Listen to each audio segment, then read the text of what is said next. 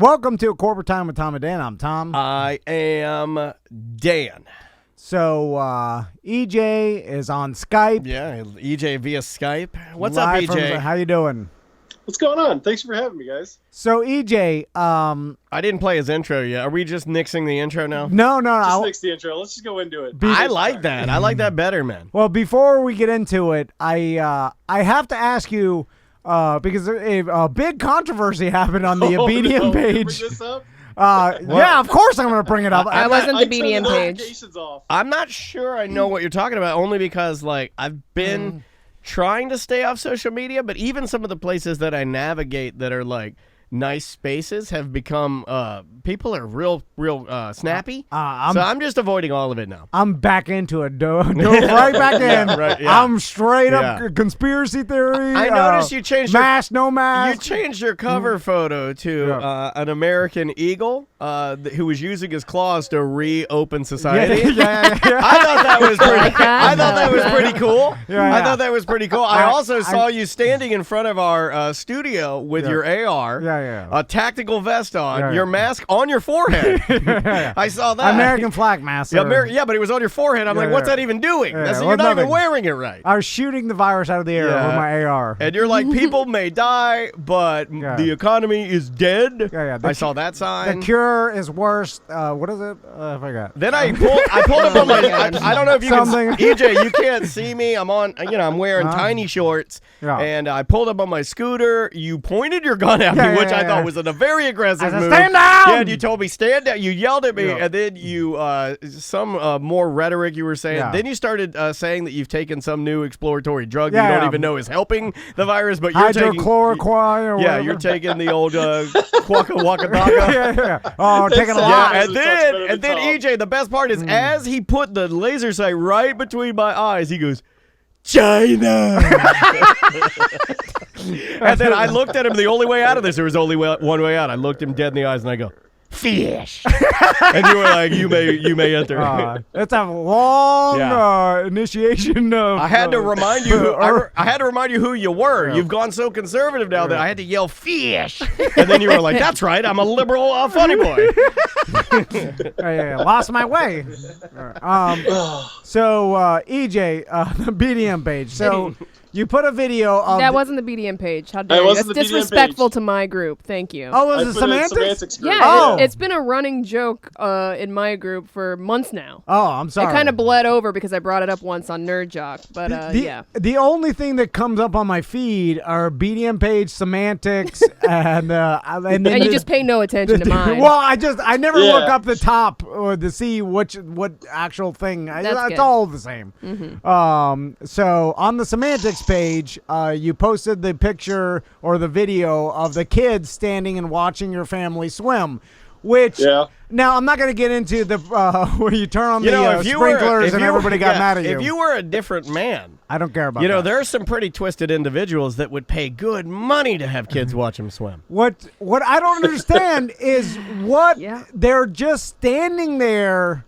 Yeah, well, I think they're waiting to be invited into the pool, right? Is that what they're doing? I think that's what it is, yeah. So they're just waiting for you to be like, come on, you're just standing out there. Get in come here. Come on in. The water's fine. There's plenty of water for everybody. Is that what it is? Or do you have any contact with them? Do you acknowledge that they're there? They're standing right outside your screen. Yeah. Are you like, hi, Jerry. Okay. Hi, Phil. I asked them to leave. I'm like, guys, you guys can't be over here. It's quarantine.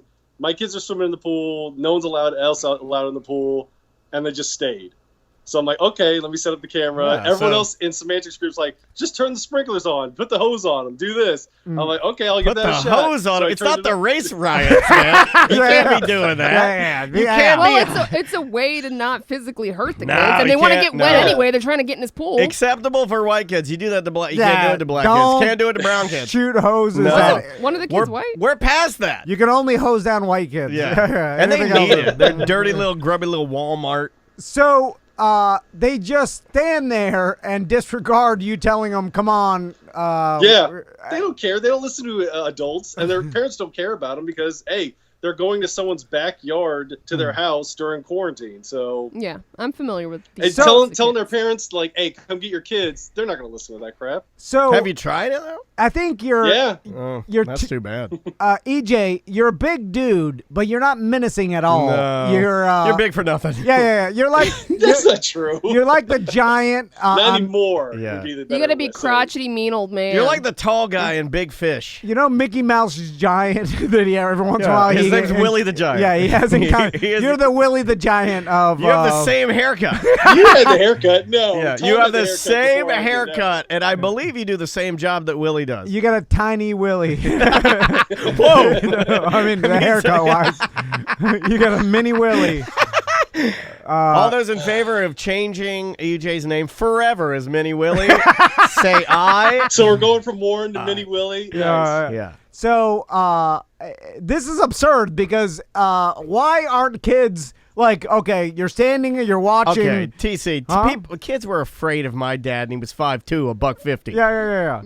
Afraid of him. I mean, what happened to EJ's kids? too nice. Yeah. I'm too nice. I can't just go, get the Right. here. Well, you don't have to curse him out, but yeah. No, I wouldn't curse because they don't deserve that, but you can yell at them and Yeah. say, you guys need to get out of here. Yeah. You'd be like, come on, get out, shoo. Get out, get. I don't know Yeah, if you you're backyard. Why don't are you in say my get out, backyard? shoe. You're not trying to get your ducks back Yeah, in their pen or something. I just, I'm Well, we astonished. are looking into fences badly. Well, I'm just astonished that kids would just stand there at your screen at your pool. It wouldn't happen to me because you guys know that before they were even at the screen, I'd be like, you get out of here. You need to get out of here right now. I was showing it to Crystal, and Crystal's like, "Wait, why is this why is the screen in his backyard open to He's got a corner. I have lot. a corner lot, and there's a pumping station behind my house. Oh, yeah, that's what I call my bedroom. The pumping station. If you hear the alarm going off, it means the water's low. You got the Filling it back up. Got the old corner lot near the pumping station. Yeah, that's great. How much was the that? Or did they prime- pay you to live there?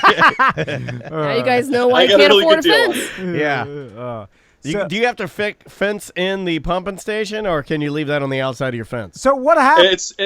It's a fenced-in pumping station. So, like, my backyard faces the pumping station, and there's a fence around the pumping station. Oh, so even the pumping station has a fence. It gets a fence. Yeah, Yeah. yeah. The doo-doo pumping station has a fence, but your pool doesn't. All right. But No.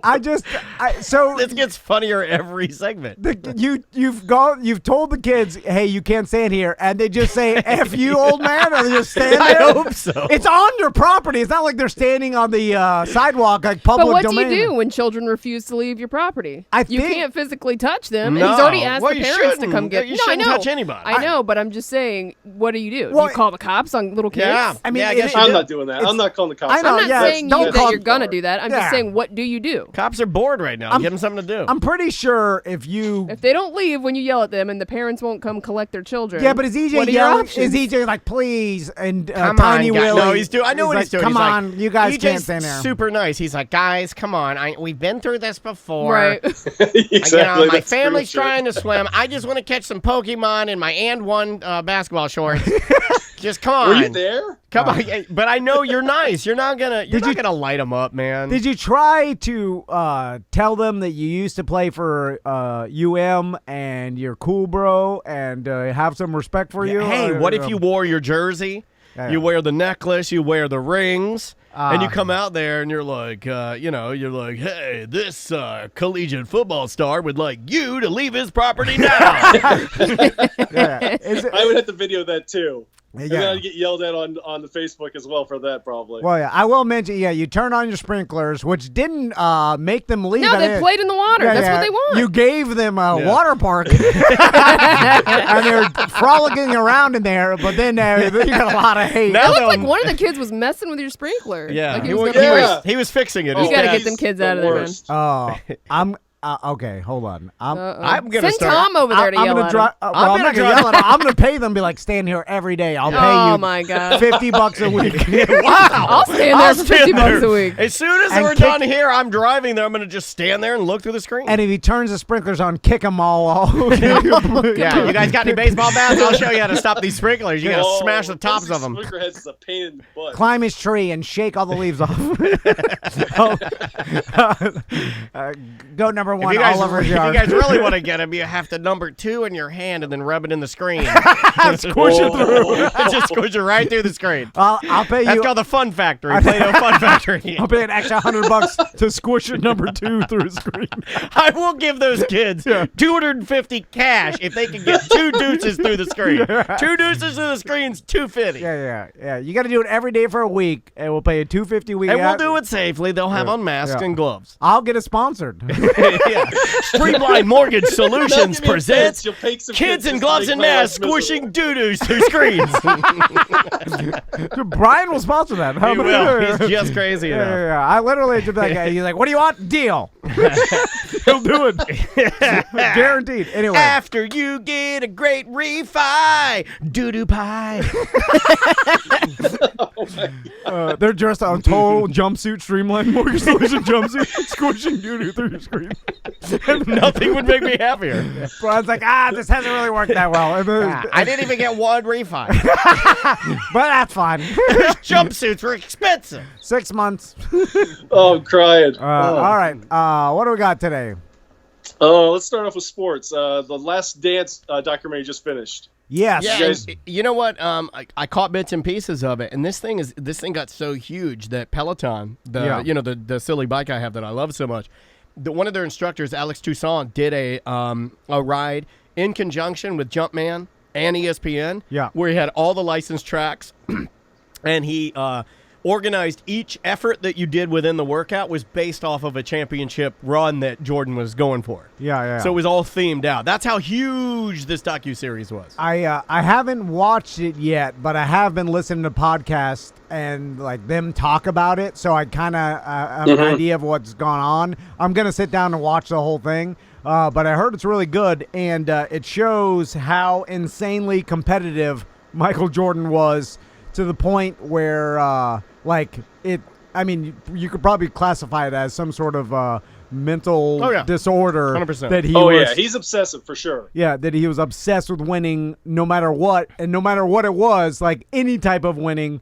Throwing quarters against a wall. He was gambling on that with the security guys. Yeah, but he was competitive about it. Even if he lost, it was like $20, which would be like throwing a penny for him. You can correct me, EJ, if I'm wrong, and TC, you probably know something about this too. Yeah. Ultra competitive, but not known as a cheater, right?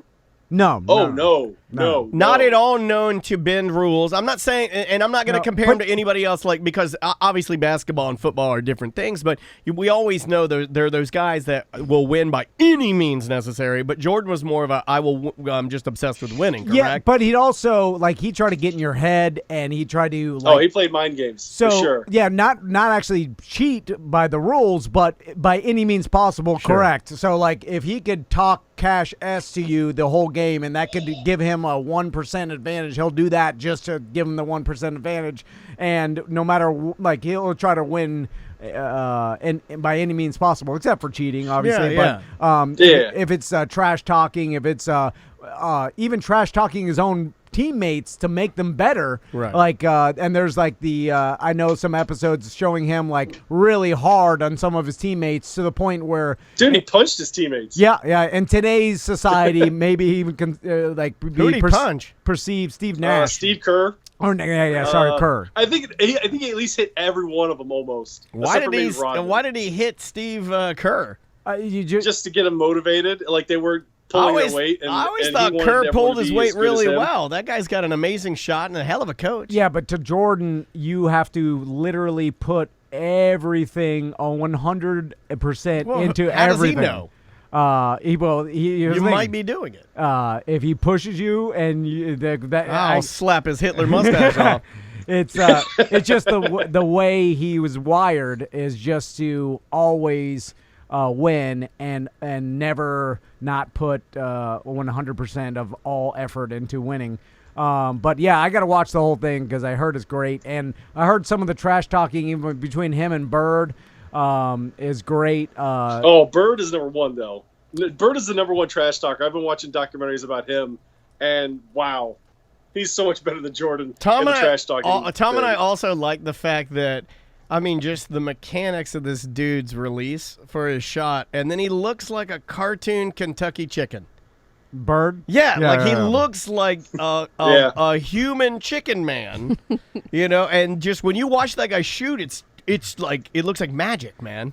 No pun intended there. Also, I heard like Bill Simmons talk about how absurd it is that Jordan stopped playing at the time, and like how much different the NBA is now compared to then, as far as like the player empowerment movement, and how much more power the players have now than even back then. It wasn't like you couldn't just go to any team you wanted and make it. Like now, players, and especially the superstars, can basically do what they want and call the shots. Compared to back then, it was the owners, the coaches, and they go really into depth about like Scottie Pippen, who was way underpaid at the time, and he was probably the second best player in the NBA at the time, but he was next to Jordan, so they underpaid him. Like he was like 122nd in salary in the NBA at the time. Yeah, like and they didn't have as much recourse as they did now, and the fact that Jordan ended his career when he did,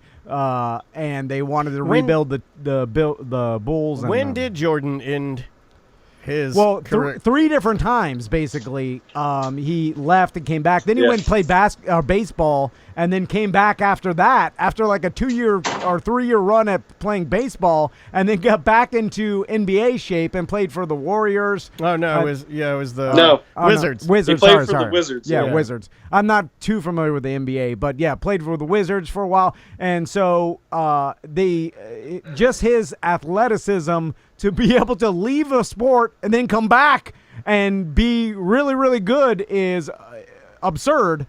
And the amount of games he played, especially nowadays with resting players and hours and them keeping track of like not working a player too hard because of injury. It's like the trucking industry, the number of hours you log, they'll just bench you and like cool you off. Jordan was playing literally every game. And not resting and just it's a different, whole different animal. And then really, I've heard like Bill Simmons and other people talk about like the comparison everybody has with LeBron and Jordan and like who is the greatest, and it's basically impossible because there's different sets of circumstances and it's a different time period. I like that it's not definitive, and I like that we can celebrate a bunch of like amazing guys. I mean, there's only a few LeBrons and Jordans, right? Birds. You make your list of people that are memorable. Like in my generation, I would have to throw Barkley in there. I obviously have to throw Shaquille in there as a big guy, right? Yeah. Reggie Miller, I always liked the way he shot. Like I always thought that he was a pretty damn amazing player, and I liked the fact that he was like super lanky. But there's so many different sets of circumstances that it's really impossible to be like who's better, because it's like there's a certain subjectivity it comes to. Yeah. If I can complain for a second, this year was the year that me and Macy were getting into the Magic. No. We went to a game, we're watching, like she'd catch the tail, she'd go up and get her bath, then come down because the game started a little early, Yeah. And she can sit on the couch with me and we watch, and then damned if it doesn't get shut down. I'm like, ah! EJ, have you heard anything about them bringing back basketball and possibly doing it? I've heard some talk about doing it here at the Wide World of Sports. Well, they're talking about MLS for sure. They've been kicking around for soccer, bringing every team. Have you heard that? Bringing every MLS team here. Okay, yeah. Every team. And then using Disney's Wide World of Sports, which you and I used to work for when we worked for Orlando City. It's a beautiful franchise. I don't know. That's what UFC wanted to do, and they wouldn't let them do it. So they did. Now they're fighting in Jacksonville. Well, that's a little bit different. I mean, that place is engineered for soccer. I mean, it's ready to go. Yeah, they have the fields. Multiple fields. It's gorgeous. It looks like, it doesn't even look real. They have the hotels. Yeah, they've got they could quarantine an entire hotel that way, you're playing, but everything would have to be quality controlled and contained. I've heard that then they got like the instant test. They just go test everybody. What and all are you doing, Tom? Sorry, he started taking his pants off, and then you're right there, buddy. I was hunched over too much. What have you been doing? Oh, you've been pollinating your peppers, haven't you? So, I know what else we got for sports? The other thing I have is, have you heard the story about DeAndre Baker and Quinton Dunbar? Are these the two idiots that robbed everybody? Yeah. Remember we were talking about the Rolexes earlier before the show? Yeah. Well, one of the guys what they did is they supposedly armed robbed them after at a party, and everyone was like listing their watches as a police report because they took everyone's watches. The one guy had a Rolex for like 14 grand, the other one had one for like 12 grand, and the one guy had a fake one for $600, and he had listed on the police report. So what party was this at? I didn't hear the story. It was down in Miramar. Like supposedly they were playing a poker game, and there's two conflicting stories. There's one where they actually owed the money, and then to these two players, and they gave their watches in exchange for the money, to saying that we didn't have the cash on us for like 70 grand. So they gave their watches, and they said, "Oh, we got robbed after the fact." The other is they just robbed them because the players lost their money in the card game, and they wanted their money back, and they took the watches as payment. So what players are these? It's DeAndre Baker from the Giants and Quentin Dunbar from the Seattle Seahawks. Gotcha. And then there was another player from the Redskins that got popped for something recently, right? I think so. It seems like through boredom and just like not being, involved in anything, that you're starting to see people make like kind of poor decisions and stuff. Yeah. Yeah. So also, it's everybody expects, and EJ, you can attest to this. You played with players that ended up in the NFL at the highest level, and a lot of these guys, they grew up in rough neighborhoods, and they're also very young. A lot of them. Yeah, you're young. You're in your early 20s. You grew up a certain way your whole life, and then you're given an insane amount of money, and then a society expects you to automatically be different and act different and be a different personality. Like, oh, you're a millionaire now. You should, put on your ascot and start sailing. Like, it's like, no, that's not really how it works. That's not your identity at all. Usually maturity comes with age. Like, you're still going to be doing dumbass. You're still a 20-year-old or a 22-year-old. Now, it is stupid. It's sometimes you wrap your Lamborghini like a Mario Kart car. You're, right? Yeah, I kind of like that though. Yeah, I mean, I wouldn't do it because it's a beautiful car, but I mean, sometimes you're young and you do stuff like that, right? Why not? But breaking the law in any way or being around anything like that is really dumb, especially when you have your career that makes you the millions to throw away, because unless you are the top echelon of superstar, they'll just get rid of you. There's, then it's not worth it. Well, you're not that insulated. Yeah, you'll be gone. Yeah. I mean, well, that you want to hang out with the people that were with you before you had the money, and they're going to be the same people. And the problem is now you have all this money, so they're going to act different around you and maybe try to take advantage. You got to be careful with that stuff. You never know if they're really your friends or they're there for the money or they're just hanging around. So it's rough. That's a hard decision to make as a young athlete when you make the NFL. And you could have an aneurysm on the toilet. You never know. It's true. But it seems like these guys should learn the lesson. It's like, hey, man, just be cool. Keep your career. It's going to be short anyway. It's like, don't throw away, like, even 2 years of your career is worth millions. I'm just surprised they don't have some sort of mentorship program. They do, but no one's going to take it for nerds. Yeah. Well, no, but like you would be required to. You don't play in the league. Yeah, just clean up your act. I mean, make it. Because look, the bottom line is, we're not doing it for the league. We're doing it for you. Like because do you want to be old and in jail with no money, or do you want to? Because even if, let's say, you enter the league, Butler and I were talking about that this morning because he was talking about this exact story, and I was like, man, even if you get there and you realize that it's a lot crazier than you thought, and maybe you don't have quite as much passion as you would need to adhere. You know what I mean? Like, you get there and it's like, man, this is too stressful for me. Then just fake it for a year and try your hardest and bank as much money as you can and then retire. Yeah, but now you're talking like rational thought and I know. And like responsibility. I wouldn't have said that at 24 years of age. Yeah. Probably not, right? Anyway, oh God, what? We got a weird job. I'm trying to think of. You all right, bud? Like, you got somewhere to go? Or? No. Well, it's 24 minutes. We're gonna do nerd. What should we do? I'll leave it up to you guys. We can take a break. I mean, okay. You want to do that? Sure. Okay, we'll take a little break. Okay. And then come back and is this person? I don't even know who we're Like, normally we just power through and we just tell the person to wait. I can ask. No, I'm just saying, like, this is new to me. I've never seen us do this, so should we just... Well, never do what? Never stay on schedule. Oh, yeah. Well, I try. Lord knows I try. So let's take a break. We'll come back, and we'll do Nerd. Yeah. All right. We'll be back with more Corporate Time right after this. Welcome back to Corporate Time with Tom and Dan. I'm Tom. I am Dan on the line with us right now, our good friend EJ, and we're smack dab in the middle of Nerd Jock. So, EJ, you had a couple more sports stories. Let's just go to the Kentucky cheerleader one. Have you heard the story about that? No. Okay, the coaches got fired for hazing at because they were at a Tennessee cheerleading retreat. It was on a lake or something like that. And supposedly the cheerleaders were they were doing basket tosses, which basically like you're flipping a cheerleader up, but they were throwing them into the lake. And while they were doing that, some of them were topless and some of them were bottomless while they were doing this. Okay. And the coaches were watching, and also they were doing like lewd chants, and they were doing their routines without the underwear on. So they were doing tumbling with no underwear on. All right.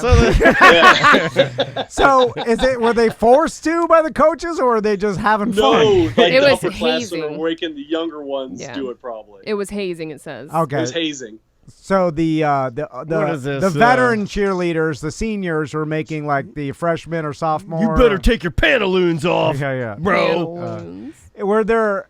Where was it? The guys in the long pants and the tiny shirts? Because if they just had the tiny shirt on and no pants, that's pretty funny. Were there any straight guys around? Because that makes a difference, I feel. I had a lot of buddies that were straight guys. I think some of them were it. straight, yeah. Yeah. I had Yeah, a guy in high school that It's was usually like a about cheerleader. 50-50. You see it split. It's weird. Oh, with the male cheerleaders? At least at my school, yeah, you had like the buff dudes that were just like kind of like There was a lot of head coaches that were men, so I don't know their sexual orientation, but oh, what? To be a some of the coaches that were watching. Well, I could be a cheerleading coach. Put your arms up, do a flip. No, I'm just saying. I'm saying they were standing there watching and not stopping it. From happening. Okay. If I walked out of this door and it was happening, I'm not going to stop it. I'm going to watch it. And you're going to get fired. Why who? I own this company. Yeah. Are you going to fire me for looking at the cheerleaders outside our studio? Uh-oh, here comes the dance team. Does it make a difference? This is the very 90s radio, but it does, in my mind, a little bit if there's any actual straight men there, because I think age is the big one for me. Age. Yeah. It's the age thing. Well, it's the hazing thing, right? Yeah, hazing. Well, they're all Hazing's in going to college. happen, but I mean, They're like, all over are they 18. all over 18? Yeah. They're all I was college. in college. I want to say I was in college at 17 at Mm, Flagler. Nah. Because I was a low. You could be It 17 in happens, college. Yeah, I want to say my freshman year, I turned 18 at St. Augustine. Yeah, I'm sure they were all over 18. I don't know. If they were under, it'd be Then it's bad. It'd be I think they'd be in the story. Like It'd be a different story, Yeah, if they were underage girls. Well, the in problem story. here is that you got people that are in a place of power that are with influence, that are coaches, that you just can't be doing that. It seems like the hate, they were turning a blind eye to the hazing. Yeah, not being in control is one of the reasons why they were fired. You'd think that they would have learned their lesson from all those stories, I want to say 10 years ago or so, where we had like FAMU? Yeah, bands where people died, and football, teams where people died. I mean, just stop with the hazing. Yeah, why is that still a thing? You don't need, I mean, but I think it's you a can natural do challenges. I mean, today, because you're a recruit, you got to dress up like a clown all day. All right, I get it. You're doing something to build camaraderie, but like a team building thing. Let's stop the let's embarrass the crap out of you thing. Yeah, what I is mean, that? like make you dress like a dog, or wear a bear suit, or like I don't know, you wear a clown makeup or something. Like I see that. Yeah. Kiss makeup or something like that. I like that kind of stuff. It's kind of fun. Hazing, I think, is like natural human psychology when you get in big groups to like pick on the newbies. Yeah, I had Butler doing nude cartwheels in the studio all morning. Honestly, if you break it down, they do this in the Army, and then all like the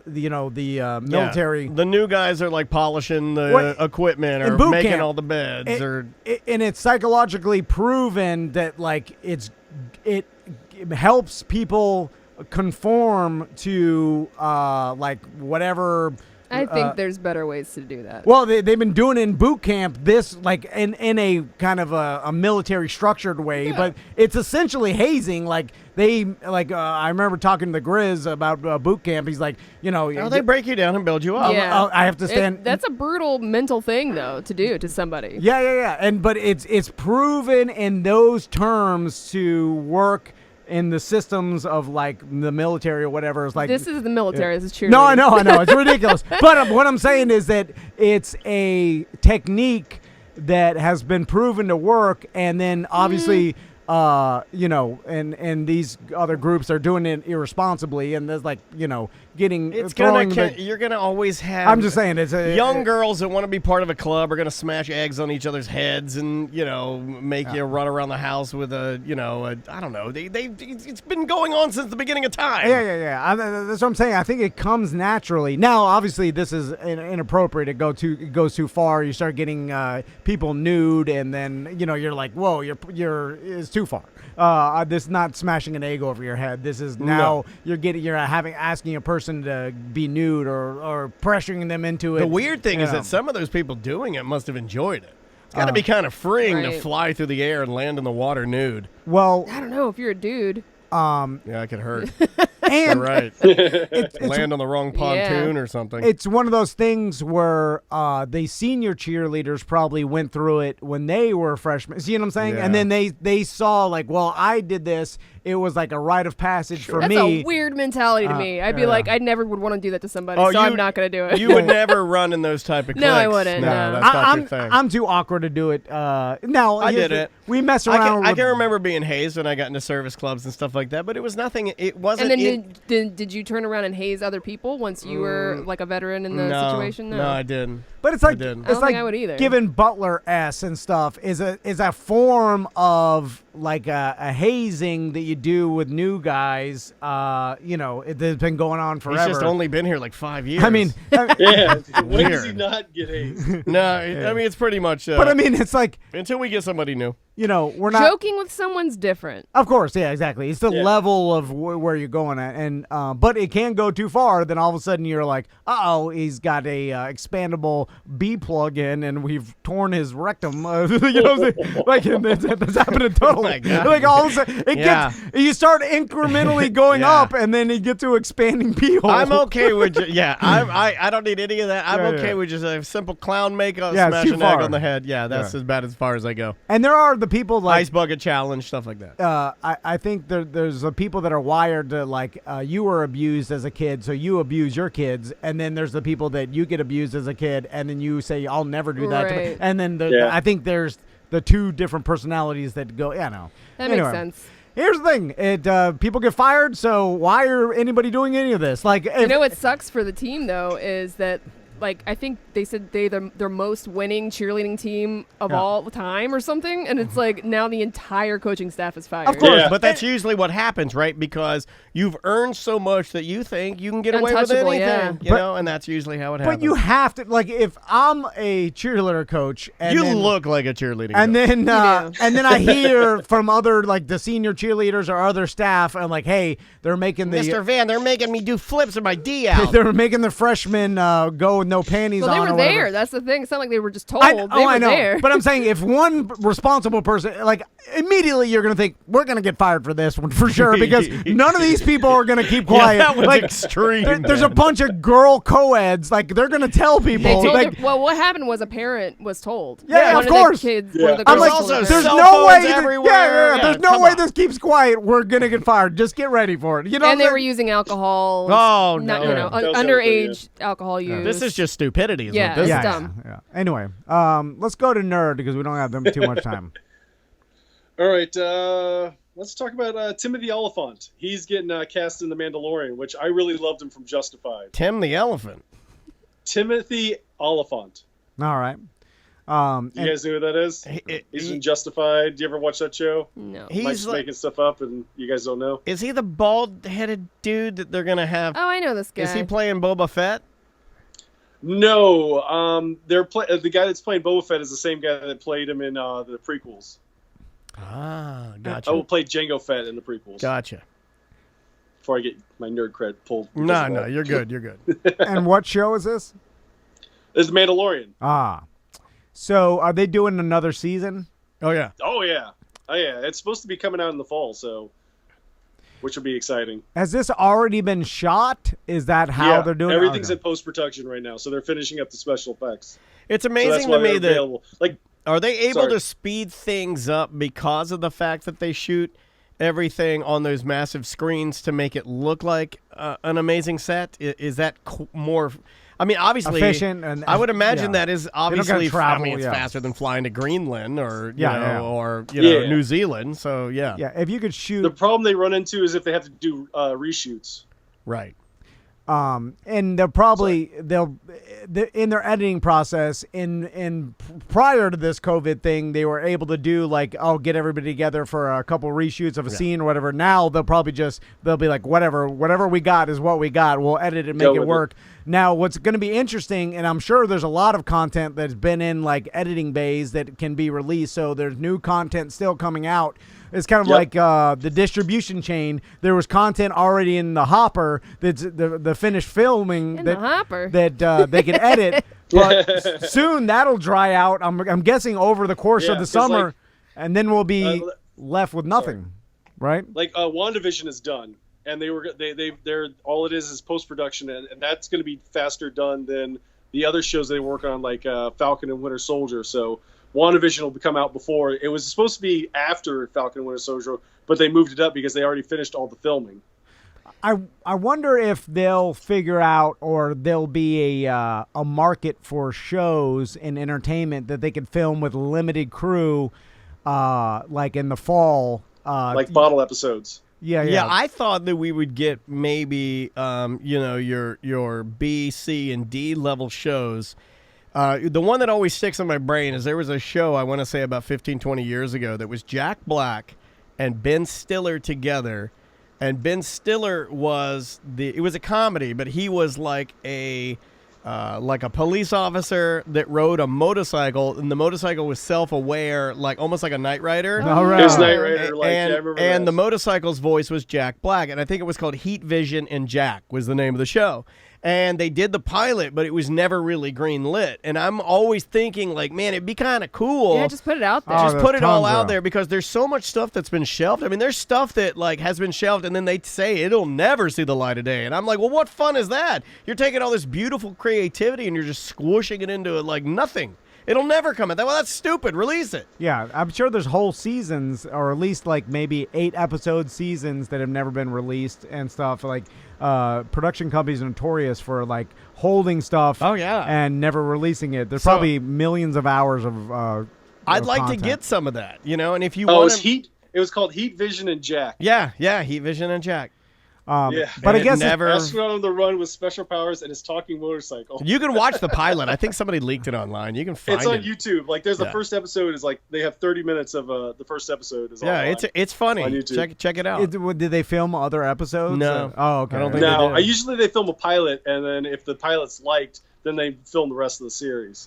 So, anyway, it'd be interesting to see how these production companies deal with, this whole deal and producing content. Yeah, and like Juan just said in our Twitch chat room, twitch.tv/Tom and Dan Live, you got to think animation's got to be rolling right along. Those guys can work at home and just turn in dailies, right? Yeah. If you finish a few cells or whatever you want to call it, that's not my space, so I don't know the terminology, but if you finish up your whatever you had to do for the day, you could possibly send that to the director or producer, and they could look at it daily over like a Dropbox scenario, and the next thing you know, you've got new Rick and Morty. There's that other show that's like Rick and Morty with the aliens. yeah. You can Solar still- Opposites, I think it's called. Solar Solar Opposites, Opposites. yeah. And you can That's it. still go to work. So, like, the problem is working side by side, and that's why those all like Yeah. the meat packing plants and like the industry is having a problem because you work in such close quarters. But like working in cubicles or whatever, far apart, there's ways to do it, and I'm sure it's just when usually movie sets and stuff, there's a lot of people working on top of each other. I wonder if for the next year we'll see content come out that is filmed with more social distancing or whatever. You know what I'm saying? Yeah. Like, all right, Yeah. we could do this movie with a crew of 15 and we all can be, something like that. Shows like Live PD Well- are kind of thriving too. I mean, low production cost. Those guys can zoom Reality, in yeah. to present it. You don't Yeah. even really need them there. Limited staff. I mean, Also, Reality why show. don't they just do the streaming services like CBS and stuff like that? Just release your pilots that you never aired and let us decide if they're good or not by watching them. The problem is, I think that especially some of the old school, like CBS and like, is that they get mad if the public likes something that they didn't like. That they didn't like. And then demands for it to come out, and they don't even want to do it, and then like the public is, and then they'll be forced to do it. And I think that old school mentality of like we decide what's good. Yeah. Which Well, that worked with Deadpool though. Deadpool, they released that little slip of the beginning of Deadpool, and everyone liked it, and they forced them to make it. So yeah. No, I agree. well, The Sonic people the should make. Hedgehog. Yeah. Remember Yeah. that? I mean, there's been. I mean, this is how Netflix and all other streaming services were born from. The people deciding that these couple handful of networks shouldn't have the master say over what we want. You know what I'm saying? And this is now it's open source. It's like if you can produce something and release it, everybody can see it no matter what because the internet. I mean, more people are listening to radio now than ever. that's what I heard. I mean, since no one's in their car, I mean, we got to be number one, right? I mean, because everybody's driving and moving all around. I mean, number one. Oh my god. What- Okay, the other stories I have the Umbrella Academy, Supernatural, Percy Jackson, or Gargoyles. Ooh, Umbrella Academy was pretty solid. I enjoyed that. Yeah. Well, the only story I have is season 2 is coming in July 31st is when it airs back Okay. on Netflix. Is that the one where there's a big giant? The and, gorilla man. Yeah, big hairy guy, gorilla, and the guy can like teleport. Yeah. I still haven't watched that yet. You'd like it. It's Not enough basically time. X-Men. Yeah. Yeah, it's It's basically like X-Men. it's emo younger X-Men. Yeah, it's the guy from My Chemical Romance. Yeah. Yeah. Gerard Way. Way. Yeah. And again, like there is so much out there to watch that I know. I actually- don't have time. Yeah, Too much to watch. So it's like even though everybody stopped producing content, maybe that's a good thing because it I causes. can finally catch up. Yeah, you can catch up and Yeah. see what because we're at the point now where we kind of watched a lot of the stuff everybody said was great, and now we're diving into like checking out some series and stuff. It's just hard.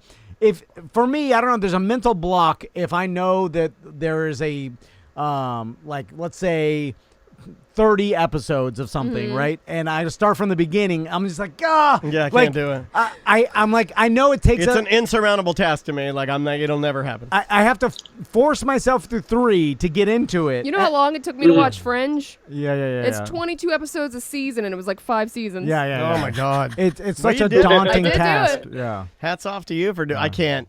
Like people tell me get on Ozark because there's only been 3 seasons of that. I I'm like, haven't watched Ozark yet. Just- I'm season 3. I haven't watched season 3 yet. because just I'm too watching, like, intense. good. Too Last intense. Dance If you're and all gonna that start stuff. from the beginning, don't. Even But I do bother. like that they Too use much. Run the Jewels as the finals. I know what the final scene is just because I like Run the Jewels when the Yeah. thing and then the. Oh, you already know that Well- you can't watch it as the. That's, Oh, yeah. Well, no, but I I mean, only you know can. because of the song because I googled the leak of the song and then they put it in the end. I'm like, well, thanks a lot. Well, now I know that the guy did the thing. Yeah.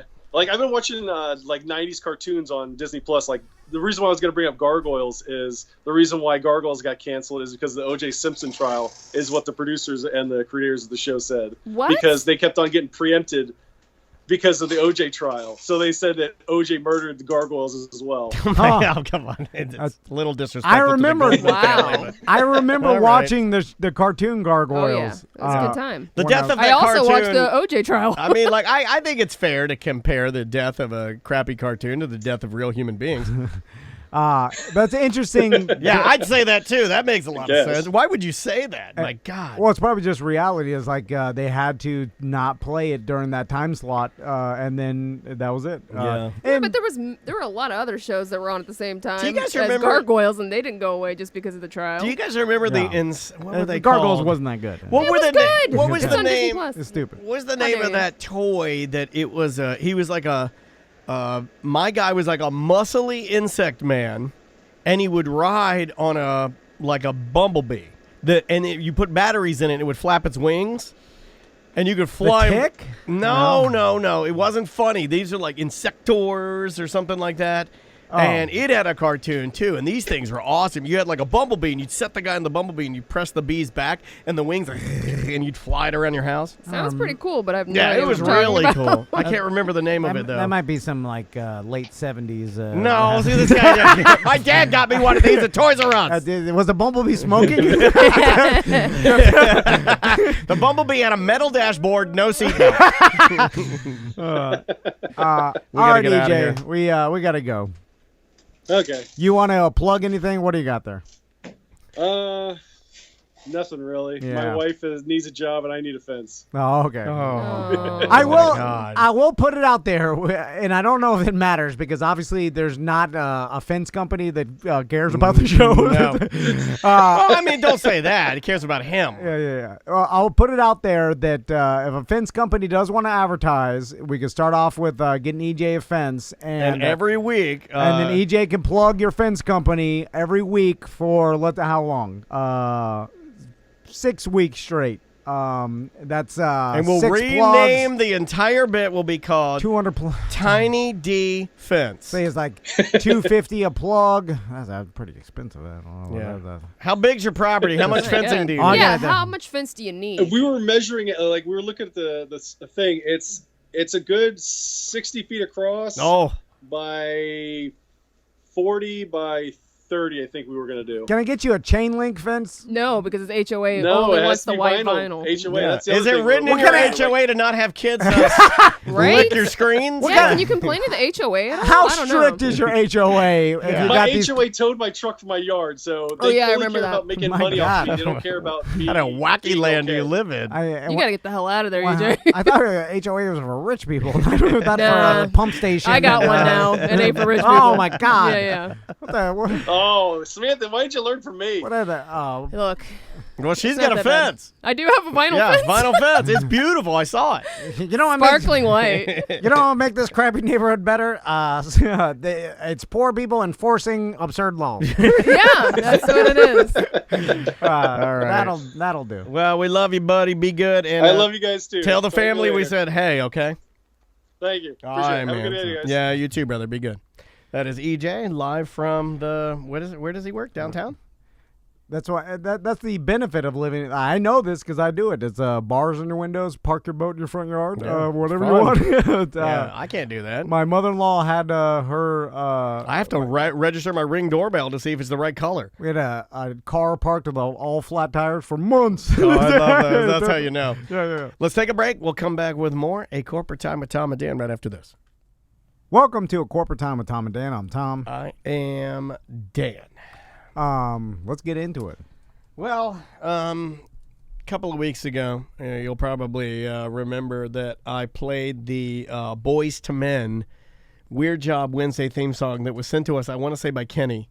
It was done, I believe, on just his phone, in his car, very crude.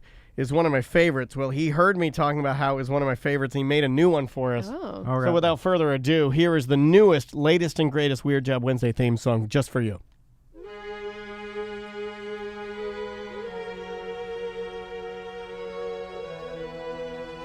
Weird Job Wednesday. Weird jobs. Yes. Weird job. Tom wants to know your job. Dan wants to know if you're a slob. Sam just makes fun of both guys for asking dumb questions. What do you like about your job? What does it pay? We want to know all of these answers now. Weird Job Wednesday. Weird job. Are you poor or are you rich? Will Sam like the song or will she just bitch? Hey. I cried for hours thinking what Sam say. Weird Job Wednesday. Weird Job. I put my heart and soul in that song, but apparently I still did everything wrong. I'm desperate for your approval. Say I'm okay. Weird Job Wednesday. Thanks, Tom. All right. I was going to say how much I loved it, but then you said I was going to bitch about it. So you know what? I am going to bitch about it. Work on your panning. Yeah, his vocals were only in the right channel. It was a big mess. It was a big Could you not mess. hear anything? I didn't know what was happening because I heard it. I was like, what is happening behind me? Because Well, Butler was behind you. He's like, blah, blah, blah. Okay. Weird Job Wednesday brought to you by who today? Streamline Mortgage Solution, streamlineflorida.com. If you want to do a cash out refi, get some cash out of your house, maybe pay off some credit card debt and get yourself in a better financial position, just give a call to Brian or his team. He'll tell you over the phone whether it makes sense or not. Maybe you you might have to wait a little bit. Might be good, might not. But he'll shoot straight and tell you exactly what you need to do. You get a better rate. Take about $20,000. Pay your credit cards off. Maybe pay your car off. All that interest you're paying. Get yourself in a better financial position. Maybe you lost your job. There's a lot of different benefits. Just talk to Brian. He'll take care of you. All right. Who is this now? Seth, welcome to Weird Job Wednesday. You win. Yay. Seth, what do you do? Well, I used to be an underwear boy, and then I dabbled into escorting. All right. Okay. Underwear boy? Is that what you said? Mm-hmm. Yeah. Let's start with that. Is that a job? It is. Everything's a job. But, so basically, this happened many moons ago in a small bar in central New York. And basically, we would just kind of walk around, like talk and flirt with people. And there was a tiny little dance floor, so we would dance around a little bit, give lap dances sometimes. People would do body shots off us. Basically, our job was to make our guests feel welcome. So you were a New York club, sexy underwear boy. Would you wear underwear? Correct. I chose more to go like scantily clad. Okay. So basically, my favorite thing was like boots, and I had like a pair of like military style. So basically, I just like wore like really, really small like camo shorts. All right. So combat boots and tiny camo shorts. So basically how Butler's dressed right now. Was this in gay clubs? Yes. So why would you assume that, Tom? Jeez Louise, what kind of clubs do you go to? I assumed right. It's 2020, man. I do this every night. So the club owner would pay attractive men to dress scantily clad and basically walk around, flirt a little bit, dance with the patrons, and just make... I've seen this at clubs before. Make the atmosphere better. I've seen it with both men and women. Yeah, I mean, it's, yeah. I'm a fan. Yeah, I'm a fan, too. I don't see it with women as much. Like you see the bartenders like Makos and things like that, but At Club La Vila, they had girls that... They would just be there. Yeah, they just walk around in like bikinis, and sometimes they'd have shots, and sometimes they'd just walk around and dance with you. Oh, okay. You know. I mean, nothing was going to become of it. Of course, but, it just makes the atmosphere better. Yeah, because you want a bunch it's priming the pump. Like when you've got like 5 good-looking people, hot boys, and 5 hot girls out there, priming the dance floor. I mean, of course, the party is kicked up. So, Seth, now what year was this? Circa 2008, and I did it for about 3 years. So, nice.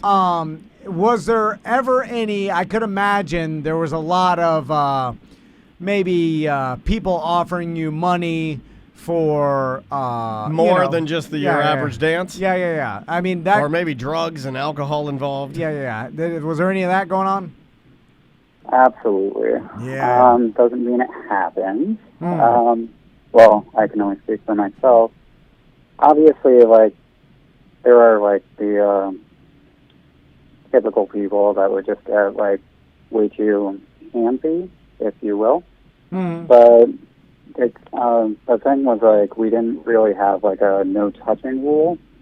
So, basically, the only quote-unquote rule was, like, nothing under the underwear. So, everything else is pretty much fair game, though.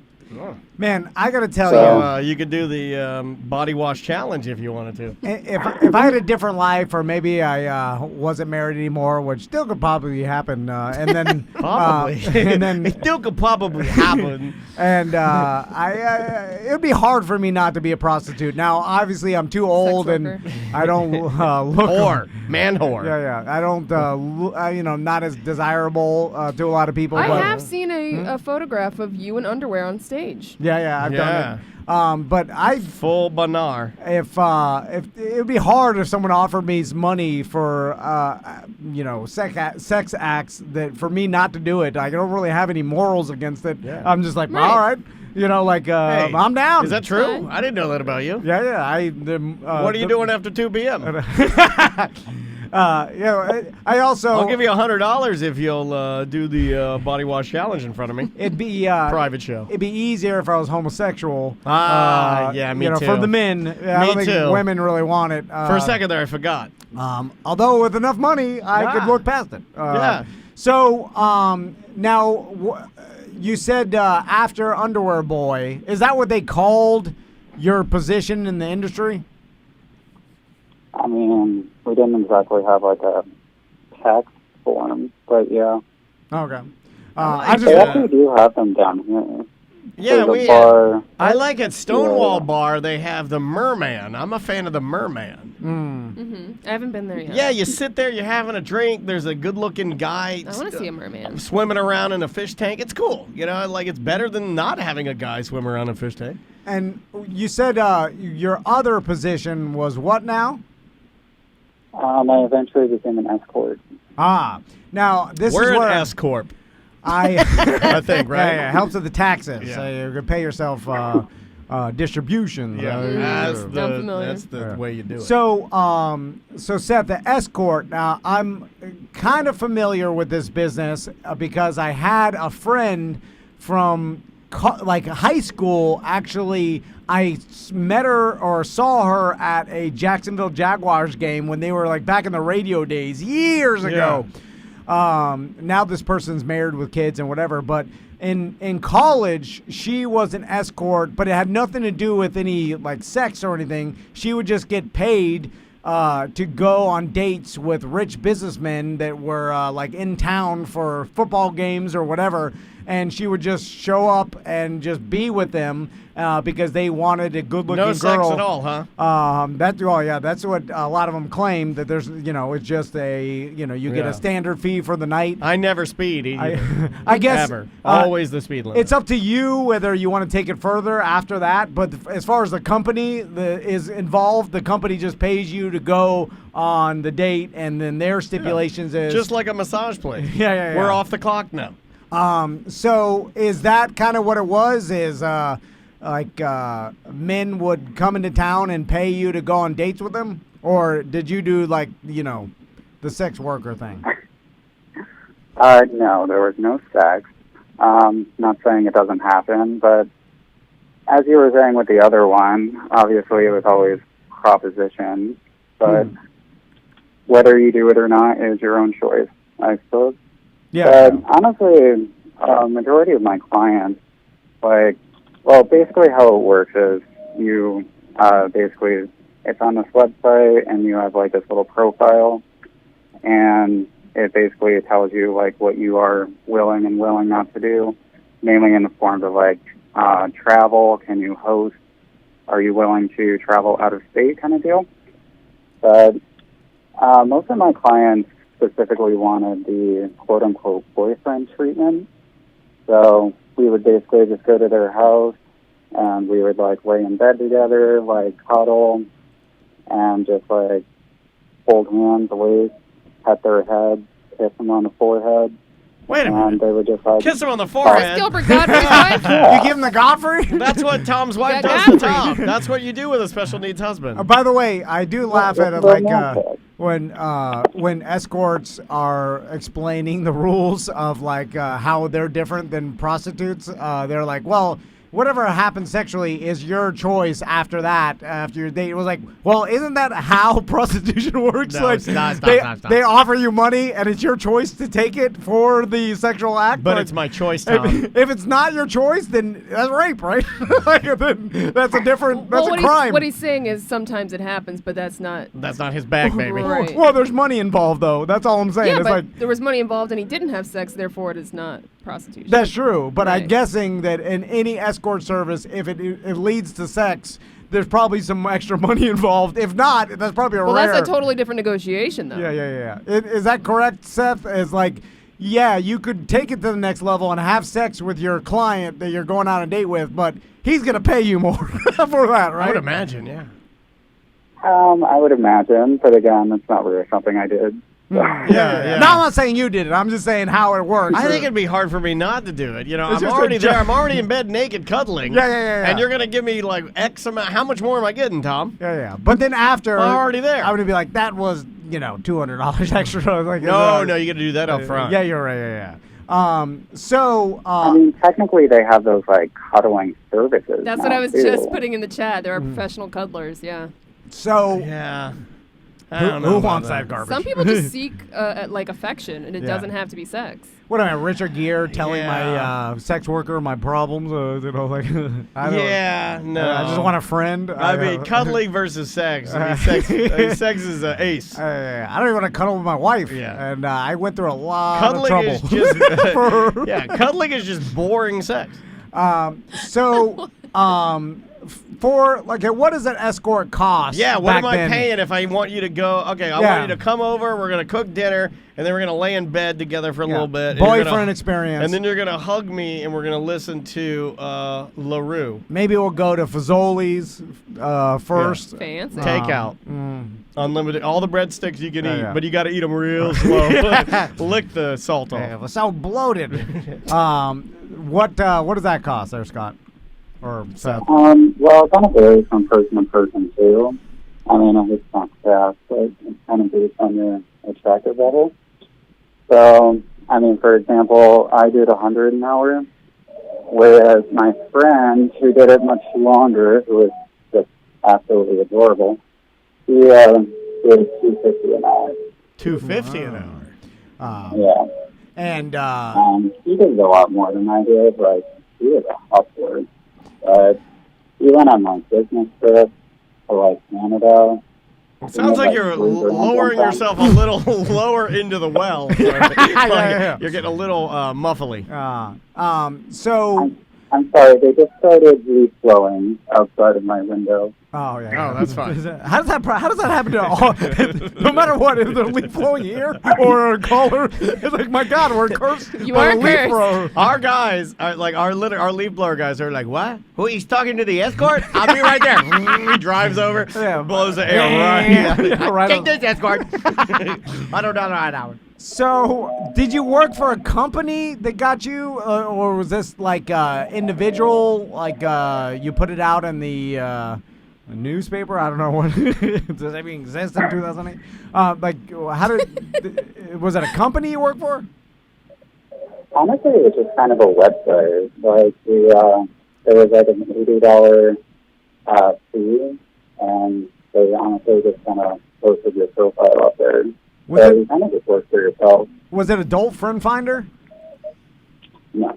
Oh, okay. I actually tried to find the website not too long ago, and I can't find it anymore, so I don't know if that's a good sign that I worked for that long, but there's plenty. So, Seth, let's get down to the money. You said you were making $100 an hour. And was there a minimum of That's a good question. like 3 hours or something? Like, that's pretty good cash for a night's work. I didn't have a minimum. I just kind of like doing it. I did it very per diem because I already had a job at that point. I actually worked in the medical field. But other people, like, again, my friend Kay, if you will, like, he was actually the one that got me into it. But he had a issue 50 an hour, and he only did dinner dates, and it was like shoot at anyone. No, all right. So he was I had no $500 idea that plus. Charlie Brown's teacher was an escort. Are you talking on speakerphone, Seth? No. Oh, no. okay. Because it's like It's in a submarine. Yeah. you know, in Thanksgiving when I believe it's called the Horn of Plenty. Yeah. It sounds like you're the grape in the back, and yeah, I'm trying to listen out through the front, and I can't understand anything you're saying. I don't know if it's only me, but having a communication problem with your phone there, buddy. I apologize. No No, problem. you're fine, but you're our winner. Better? Yeah, you're definitely our winner for Weird Jump Wednesday. This is a weird one, and although you know what the weirdest thing that I learned about this one is that there was no sex involved, because I don't think I'd be able to do that. I'd be like, since we're here, I'll throw you one. I'm just gonna. I'll go ahead and bet $1 million that Seth had sex with someone. No, he did not. How dare you? $1 million. I'll bet my life on it. Well, Would I be right, Seth? I'm right, right? Come on. I'll take the bet. Yeah, yeah. What'd he say? couldn't. I think he said I plead the fifth, but. Oh, I thought he said pocket chocolate. I thought he said I'll take the bet. Well, there'd be no way for you to prove it. I guess. Oh, I can prove it. I'm just saying. You're sitting there with your clients. They offer you some money. You're like, I'm already here in bed cuddling you. You know. Yeah. I'm I'm literally only one step away. Yeah. For an extra $300, like, what does it matter? Was it let Who me ask you cares? this: was it a nude cuddle or a were you wearing like I don't know, some Joe boxers or something? Yeah, we still have some clothes on. I think he said thumbs. He said we had our clothes on. We were just trading thumbs. I don't know what that means. You had clothes on, but it wasn't like you weren't dressed like an Eskimo. Like a booty shorts and a tank top. Like, if you're wearing, whatever. If you're wearing thong and a little tiny top hat, I feel like that doesn't count. Yeah, like you having a sparkly bow tie. Are you wearing you're not wearing a flak jacket and like an iron not pants. dressed like American Sniper is all we're saying. Yeah. It's a tiny thong. Yeah, tiny thong, glittery light up bow tie, tiny hat that's the size of what a cat would wear. A cat top hat. All right, Seth, I'm sorry. You won. Oh. Phone connection. I tried. When he was talking, I was like, ah! You were power listening. I saw it. I was. It took all my strength to listen. Yeah. He was like, wow, wow, wow. I was like, ah! Yeah, I was like, please. You were listening with the ear you don't have a headphone on. That's why it was a problem. I'm listening. I'm trying to listen to the mic. The microphone up your ear. I kind of have a heart attack. I'm like, I got it. You try to do it like those old ladies. They get those long curly horns. They put it up to their ear. Your disinterested monotone voice and God. mixed with He was bad. just very soft-spoken. Yeah, very and then there was a soft-spoken. crazy echo or Yeah, there was an echo. Then something there was going a on. leaf blower. Yeah.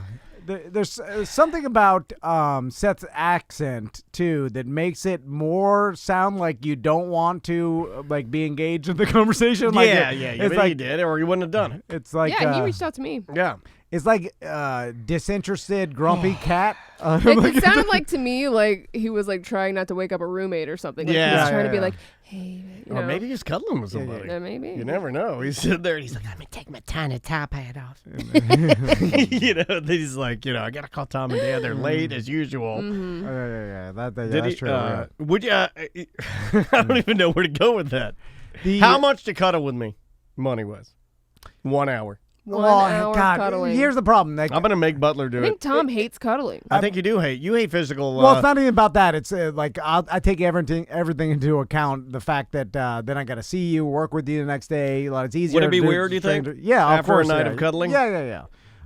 Just an hour of cuddling. Yeah, too weird. So the price would be way out there. And I'm a good one too. I want the front of my knees and the back of your knees. I want to hold your barrel chest, and then I want to fit my lower extremities, my genitals. I just want to tuck it right under yours. Am I the outside spoon or the inside? You're the outside, and then I'm just gonna hold your boobs and fall asleep. Oh well, no, that's the inside spoon. I'm the I'm the outside. No, he's big. Oh, you're on the inside of me. I'm holding inside you. Spoon. Yeah, okay. Just lay in bed for 1 hour. 1 hour straight. Let's see. Your genitals are gonna be right on his butt ass. Well, I'll be wearing a thong, a light up bow tie, and a tiny top hat. Hard to cuddle with light up necklace. I'll turn it off. 1 hour. I can put it on like night mode, like sleep mode. Because it'd be more comedy. And I'll do that for $800. Whoa! Yeah. My God, you're pricey, dude. Butler, write a check. Well, the problem is that from the old company. Yeah, the company's gonna pay for it. It's half my money. Red Coat Media is actually Red Coat Media just paid for it. Yeah. The bullying goes both ways. Butler's paying me to cuddle with you. That's an accurate monetary amount that I'll take for that because it takes into account the awkwardness. It does. It's just enough for me not to do it, and just enough for if I did do it to make it worth your while. Yeah. That's fair. You're really good at that, by the way. Are you going to be rubbing or no, just come holding? On. You're a disgusting person. How dare you? You're going to be holding his fudgers, right? Yes. You're not going to rub him like he does? I'm not. That might soothe him to sleep. There's no rubbing. It's literally just a hole, and I'm just there. Okay. I'm no different than one of those Velcro monkeys that used to buy at like Disney. You just Velcro my hands together, and I'm just holding on to Tom. $800, no problem. All right. The escort business is pretty interesting because the idea of a dude just paying anybody to go on the date with them is odd. Can I do a hot take for both of you guys? Tell me what you think. Okay. And tell me if you agree with this. I bet you do. An old man paying an absorbent amount of money to have a girl go with him to a Jacksonville Jaguars game and sit there and just eat hot dogs and take in the game is weird. An old man spending the same amount of money to have a young girl come to his house and bang him totally makes sense to me. Well, the weird I can hang at a football game or go to dinner with my friends. I don't need, but it doesn't make any sense to me to pay for that. Yeah, but that's because you're weird. Good with people. Some people are not. That's true. And they are awkward, and so they have to pay someone to hang out with them. Like, I am all pro sex workers, make it all as legal as humanly possible because it doesn't matter to me. Yeah. And I guess it would be safer. If you are a dude or a lady that wants to have some sort of company to an event they're going to, with other people around, like you want to bring someone. And you want to like show them off. But you don't want to go through but they all know. Do they? Yeah. If you're an old... But they might not... Well, Tom and I've seen it where I've been with him tagging along to one of these, millionaire bet things that he would do, and I'd tag along and to help you out, maybe, I don't know, help you set up something. If the guy's in his late 50s. You could see it, you'd spot it a mile away. And then the girl's 22, and you just... Well, that's Seth, isn't it? Not the one we just talked to, but... Yeah, but, it Seth's was always not a frog blob. Yeah, it was always... old white-haired frog blob. Frog blob, and he's dressing too young. He's got pointy boots on. He's got razzle jeans on with the Gothic crosses on the back patches. It was apparent. Seth's a really good-looking guy, ripped. He can get any girl he wants. And in fact, that's what the 22-year-olds want is a ripped old rich guy. You know what I'm saying? You're right. Seth doesn't exist anywhere else in the world. Everybody Seth's age is... And they're even willing to put up with the car because he's a ripped old rich guy. Yeah. But the 22-year-olds like that car. No, I know. I'm saying, but like even girls that aren't into that, it doesn't matter. They're still gonna... Yeah. Because there's still a lot of good there. Yeah. So that's what, the money will get you. Although it doesn't get you that the real love that you really want. That's I don't want real love. Me neither. It's overrated. My wife really loves me, and she's mean. Yeah, my wife says she really loves me, and my daughter says she really loves me, but I see it in their eyes that I'm really just kind of here. This is what real love gives me. I just want the escort. I mean, and when my wife gets into bed with her thong and her light-up bow tie, tidy top hat on, And I know it's not love. I mean, just because I like, sometimes she even forgets the top hat. And I'm like, what kind of effort is that? Yeah, you got to have the top hat. Yeah, gotta have the top hat. You want to take a break? Yeah. Let's take one. We'll come back with more A Corporate Time with Tom and Dan right after this. Welcome back to A Corporate Time with Tom and Dan. I'm Tom. I am Dan. Let's do it.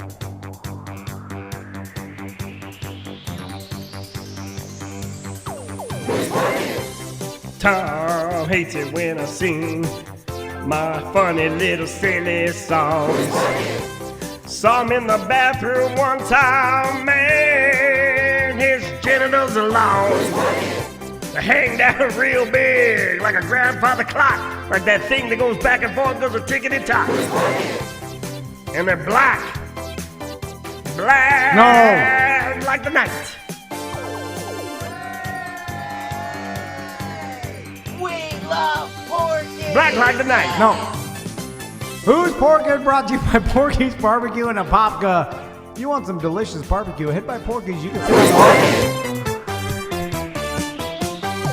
the Black as the night. Porky's and Apopka. I believe their patio is open. Yeah. And Steve is, of course, sitting people apart, and you can go enjoy, Porky's patio and some delicious They barbecue. still have pickup, and they also have a drive-through. Don't forget. You can pick up Yeah, a you're patio Porkin. Porky's in a Popka. They got a patio. You can Pop in your peas. Yeah. My suggestion is just get a family dinner, get some pulled pork, get some sides, and make your family happy. Some nanner pudding. Oh, yeah. Oh, man. I like nanner pudding. You guys like nanner pudding? Oh, Love yeah, it. yeah, yeah. You know the Kelly's ice cream up on Corinne? Yeah, never been, but I'm aware of it. They got a banana banana pudding ice cream with vanilla wafers in it. Oh, yeah, yeah. Oh, my God. Vanilla- Anyway, sorry. I don't eat as many vanilla wafers as I should. No, you shouldn't eat them. They're Should bad you for eat you. them? No, you should not eat them. Well, I mean, like, just Andrea like buys once a them. month. No, don't eat them. Andrea buys them for Maisie, and I mow the box down, especially Yeah, if yeah. I'm tooted. You're right. They're delicious when you're tooted. I don't need that stuff in the house, man. You eat just vanilla wafers on their own? Yeah. I don't know the last time I've done that. Probably when I was a kid. God, and you get some of that. So like, dry. You okay, eat them in the banana pudding. There might not be much, but ice cold banana pudding from Porky's. You throw a handful of vanilla wafers on the top of it while you're tooted, and you just eat that. Oh my God, Yeah. so good. All right, who's porking? Okay, so who's porking this week is kind of a no longer porking and a possible new porking. Are you familiar with Brian Austin Green and Megan Fox? I was reading about that this morning in hopes that you would bring this up. So he has a podcast, because everyone does, and he announced on his podcast that they are finally parting ways. They've been together for 13 years, married 10, have 3 kids together, and they've kind of been on and off again, like throughout their entire marriage. But now he's like official, like he thinks that they're finally going to part ways. And there's rumors because Megan has been hanging out with MGK. Yeah, who's that, Tom? She's possibly porking MGK. MGK. I think he's Machine Gun Kelly. Yeah, that is correct. You did it. I was going to, I didn't know at first. It came to me. Marty. Geronimo. I was going to say, I think he's a rapper. But Korkenstein. yeah. It all came together. Marty Geronimo Korkenstein. So Seth Green is the guy. Not Seth Green, Brian Austin Green. Okay. He was from 90210. Yeah. Oh, back in the day. He was the good-looking guy. You thought Megan Fox was married to Seth Green? That's what I was like. I was like the nerd from Austin Powers that does adult chicken or whatever. I mean, he was the nerd in 90210. Right. Kind of. So I thought he was nerdy. Okay, hold on. Uh-huh. The nerd, Tom just said, the nerd from Austin Powers that does adult chicken. Did you say that? Adult chicken? Adult chicken. Oh, no. It's robot chicken. On Adult Swim. On Adult Swim. Okay, well, it's close enough.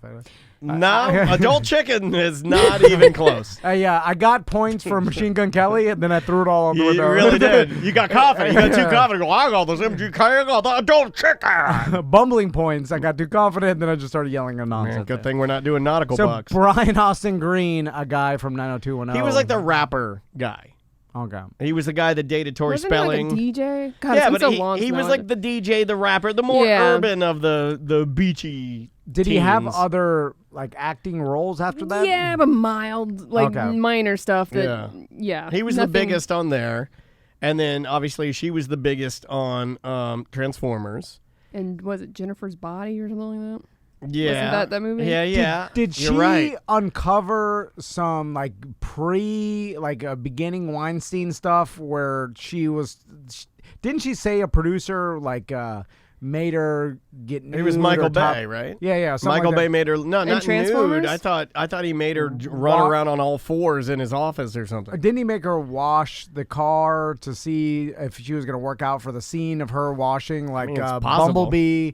And Wash Bumblebee, sexy. Yeah, you're right. It was Michael Bay on the 2 Transformers movies. So I think that kind of curbed her career because everybody else was like, don't want to work with her. Well, after she outed the secrets. Yeah. It's the same reason I don't talk he about had her Pizzagate. wash his Ferrari while he filmed her. So that he's got that hidden somewhere, right? But his You justification, gotta delete that. His justification was there was a car wash scene in Transformers where she was sexually washing Bumblebee Seductively. Does Bumblebee get a tight muffler? Although But that's ridiculous. That's what I would say too. Yeah. You know I she's gonna look good washing a car. Yeah. It's fine. Yeah. Do you think? No, hold on a second. I don't know if this is gonna work. Hold Wash on. my Let Ferrari. me see how you wash cars. I'm not defending him, but I happen to think that my wife is the most beautiful woman in the world. But I know for a fact that she would not be able to sexy wash a car. You don't think she could if she was acting like it? She would start laughing. Oh. Well, she's not an actress. I would have to Yeah. see my wife do it in order to cast her in the role of washing Bumblebee's mufflers. It's a convenient excuse to do something a little creepy. At least He that's He what didn't it need to seems. film it Does either. it need to be done? No. You can already look at the person, kind of get a vibe. Well, filming it actually adds to the justification of it because then you're like, oh, this guy's a director. He's filming. He wants to see what it looks like on film. That's why I always Like- film the prostitutes that come to my house Yeah. because that way it's porno. Yeah. It's not even illegal. Yeah, thank you. So I'll cut that out. So she's currently filming a movie with MGK, so they've been spending a lot of time together. And I guess while she was on location somewhere, when she came back from This is that, what I read. she basically told him that she feels more like herself when they are apart. Basically saying, I don't want to be with you, and I don't like who I am when I'm with you. Now, hats off to Brian Austin Green because Yeah, he had a really good outlook about it. I thought the way that he handled it. Now, I hope he stays this way because I Right. think step one is you go, look, man, if you don't want to be with me, then why would I want to be with somebody who doesn't want to be with me? And I just want you to be happy because I'll always love you and you'll always love me. We have children. You know, so you say that, you act all adult about it. Yeah, he said he's not upset with her because she was honest with him. Right. And he also says he doesn't want anyone to No villains. villainize MGK or her. And there's no villains or victims here. It's just the way it is. Grew apart kind of Now, thing. if he stays in that lane, then I think he's an elevated and a good human being. Yeah, I do too. It's a very mature way to handle it. You know, and maybe I would handle it differently now because I am older and more mature and have kids and stuff like that. But I can remember when, yeah. it's burn the bridge. Oh, yeah. And you're a celebrity. Yeah. Oh, You tweet gotta- crazy. Oh, you burn it down. Yeah. probably okay. Yeah. Follow me with this too. Like, Yeah. if you You're got torch leaking it. nudes. Yeah, you just Don't do torch that. it. It's terrible. Torch it. if you got two busy people that are married that Are they that busy, though? well, This is like the first time she's filmed anything in a long time. Yeah, He's got you're some right. podcast that I never heard of. Yeah. Well, he not so much. I'm talking more of her, like being a movie star. Like a lot of times you go for long periods Months. of time, on location or filming something. So you're not spending that much time together. Probably, an easier separation than someone that literally lives the traditional, like, suburban, like, go home every day, 9 to, you know what I'm saying? Like, if you spend months apart anyway, I'd imagine that it's I don't think they easier. have, though, in the last few years. I think since she started having children, which was like 7 years ago. Yeah, she hasn't. She's been staying in home movies, being a mom. Yeah, but she I remember at one point when she first came out, whether it was the Jennifer's Body movie or Transformers, where there was, every... She was the sex it symbol. girl. If you yeah. were a man and interested in women, then she was it. Yeah. She hit that defining moment, and I don't think very few women or sex symbols, models, actresses hit that moment. Pam Anderson has hit that moment where you are the it girl. You're it. Yeah. 100% of the time, and she had that. That's got to be rough for anybody, but especially women. It's got to be nutty. If you're over sexualized at that point, then you've become some sort of like almost a. Well, that was one of the big reasons why she said she never came out about her Me Too situations, because she's like, people wouldn't believe me, or just kind of like, well, yeah, you're a hot chick. Yeah, they wouldn't care. Gonna happen. Yeah, it doesn't matter. And it's like that's not acceptable. Doesn't matter to you. You're a hot chick. Of course, you're supposed to be that way. Well, what I'm saying is like just career-wise, like you're promoted and touted as like this sex symbol just because you're attractive, and that's your career. Yeah. And then you know how long it took me to shake that, Years. and just be the fun-loving idiot on the podcast. Do you know how hard that was for me? And then as time goes by, you still don't get taken seriously. You're a human being, and you age, and then you're like 48. And then, you still keep your body up well, and you're still healthy and stuff. But then people are looking at you, commenting. I guess that's why you could never look at the internet again if you're in this situation. And then people are like, look how old she is. And it's like, yeah, I'm a human being. I age. I'm real, and I have feelings, and you're hurting. And sometimes me right there's been models and stuff, and a couple recently that it's kind of turned them nutty. Like they've lost their minds because they don't have, they're in their 50s. Well, they lose their identity. Yeah. That's what they're known for. And then now you're an old lady. It's like, that's what happens. Your identity is a candle, and you're just standing there looking in the mirror, watching it melt every day. I mean, oof. And being criticized for it, for literally just being a human being. I feel like we should have saw this coming, because you remember what happened when he proposed to her? Yo, I do remember there being something. He bought this crazy expensive ring and did the whole let me get down on one knee on the beach, and then lost the ring. Yeah, that's right. Really? Yeah. In the sand? Yeah, and yeah. They didn't find it? I'm sure they probably got like a metal detector and found it because it was expensive as hell. But I just remember like when it came out, and I'm like, that's not a good sign, is it? Yeah, no. That's a bumbling mistake. Well, I hope he stays in the nicety lane. Yeah. I hope that they, especially for the kids. I mean, how great would it be? And I'm trying to think of one in modern day, like maybe Kurt Russell, Goldie Hawn. They're not together anymore, right? I think, I don't know. I think they finally did split, I want to say. But, not a bad... Bruce Willis and Demi Moore, not a bad thing. You don't hear anything bad. I see they're, he was stay at home. quarantining with her, wasn't he? That was the whole thing. Yeah, and, Bruce Willis' wife was, fine with it, and they're, he was staying with the family. But at that point, you've just become, like, a family member... Right? Yeah. Also, people are like, "How weird is that?" Like, it's not weird at all. They live but it was a little weird because if I remember reading correctly, I think he has a small child with his current wife, and he left them to go be with Demi Moore and his older children. That's a little weird. Yeah, it is weird. Also, wow. But really. Well, because you have no, one I'm kid not saying it's not. I'm agreeing with you. I'm just saying that's what he did. I think so. That is a little weird. But people are putting themselves in that situation. But you live in a 1,900 square foot house in Orlando. These people live in a mansion the size of a hotel in wherever. He could stay in the pool house and be fine. Yeah. You know what I'm saying? Your pool house is bigger than your house. Yeah. And they congregate in common areas. But you understand, these people have estates. It's easier to you be over here, I'll be over here. We'll meet together with the kids. I mean, you could have 4,000 square feet all to yourself. Yeah. It's easier to be cool in an estate.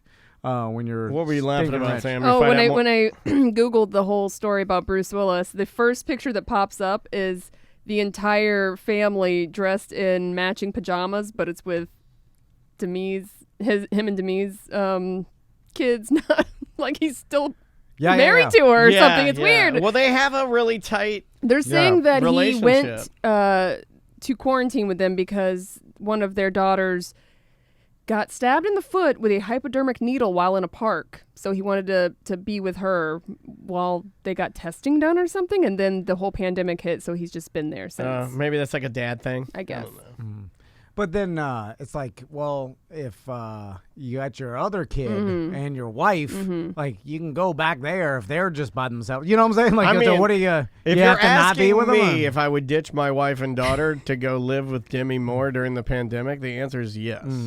I heard Demi Moore is a little nutty too. Oh, right? super crazy. Yeah. Super crazy. I've heard some things. Yeah. All these actors and actresses, Especially it's a from that little time. bit- yeah. You know who's The comes better off you are, the more nutty you are. You I know, think. who always to me was always nutty, but now when I watch her on Instagram, she doesn't come off nutty at all. Is old Drew Barrymore.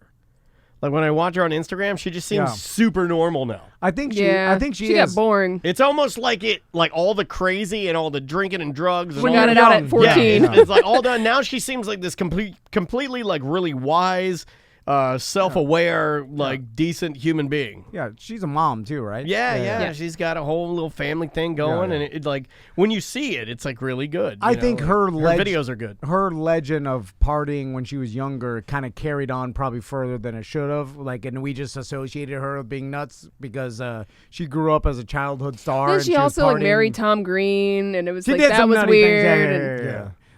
But again, But you in a gotta younger think- age, you age out of stuff. You got to think that but you got to think that Drew Barrymore in bed is so good, she'll give your balls cancer. Was that before or after that? I think it was after. I think It was during. I'm saying it was No, yeah, it during, was but after, I think he got it because she's just that spicy. That's science. Look it up. Look it up. I say look it up. So, Okay. Megan Fox. Remember is when doing you a had? movie with Machine Remember Gun when your Kelly? balls started? No, yeah. I hurt them. What'd you do?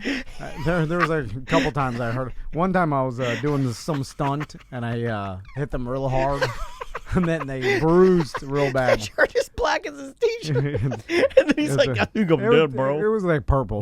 It was but, So it's a whoa. How weird is this? The movie that Megan Fox and Machine Gun Kelly are filming is called Midnight in the Switchgrass, and guess who's the damn star of it? Bruce Willis. really? Whoa. Huh? That's weird that we brought that up. I had no idea. So What the hell? That is a little weird. are they filming it now? Yeah. Huh? So maybe Or they finished filming it and then she went to quarantine? Is Oh that what yeah, I happened? think she like went a few months ago and she Yeah. like just got back or something. Yeah. I mean, technically, I never thought about the fact that you could just do whatever you want as long as you don't tell anybody or the society or keep it a secret. Then you can get a bunch of people together and film whatever you want. You know what I'm saying? Like They were like I think off some island off of Hawaii, so it wasn't yeah. like a super populated area. Yeah, why was Pauly Shore in Hawaii during quarantine the whole time? Was he just there visiting when this all hit? And he was just probably like, has "Wow, a place I'll out just there." stay here.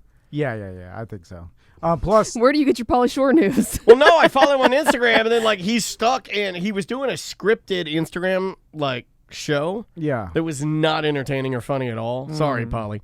But it was called Quarantine in Hawaii with My Ex-Girlfriend or something. Yeah. And I guess it was his ex-girlfriend or some girl that was playing his but he was like filming it, and then he just like, it just wasn't good, and then he tried to go in a different direction. He was just trying to do content. Yeah. He's always just trying to do like a podcast, a video cast, a documentary. He's Something, always yeah. got something going. He just never seems to get them finished.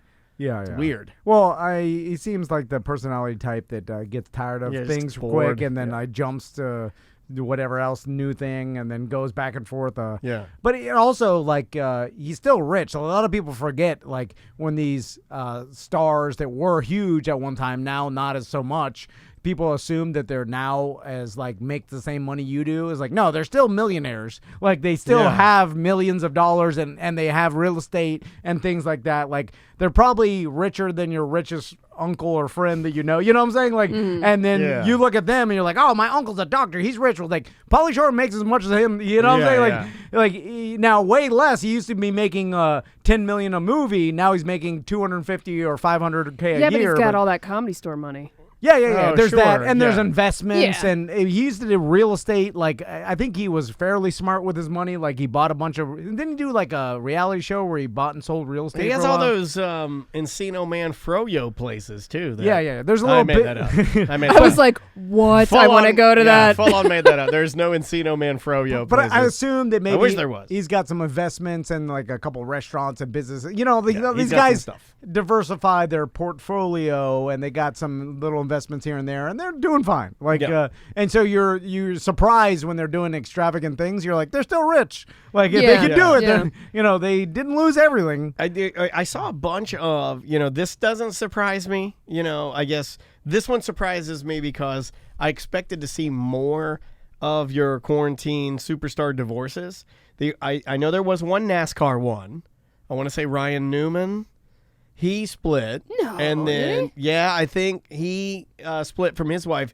You have to watch Twitter carefully because people took advantage. I feel like we're gonna find out like months down the road that there were celebrity couples that were together that just used COVID as a way to sneak through the paparazzi BS. Jay Cutler and his wife. Oh, Yeah, I saw that was a big one. Jay Cutler. Oh, it turns Not out- Ryan Newman. There was another NASCAR guy though that he got divorced. Then you have the Jay Cutler divorce. Jay Cutler is a huge D-head. like, and this is known. Like Everybody kind of says it. in the industry, and I know that I think Gina Grad from the Adam Carolla show tells a story about she went.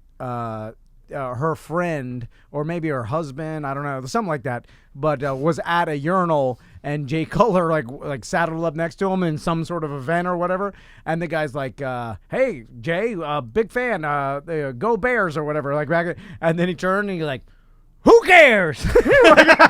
That's pretty funny. super funny. And then because then I was like, was he saying it as a just to be a he's joke? Was also like, I'm standing here with my D out. Can you like have a little coos Nobody's here? being a D-head. Now, I love it. But That's pretty then funny. you hear the story about his ex-wife and then how much of a monster this guy was, Yeah. and then you're like, oh, I think that was real. Like he was that much of a D-head. Yeah, like Who cares?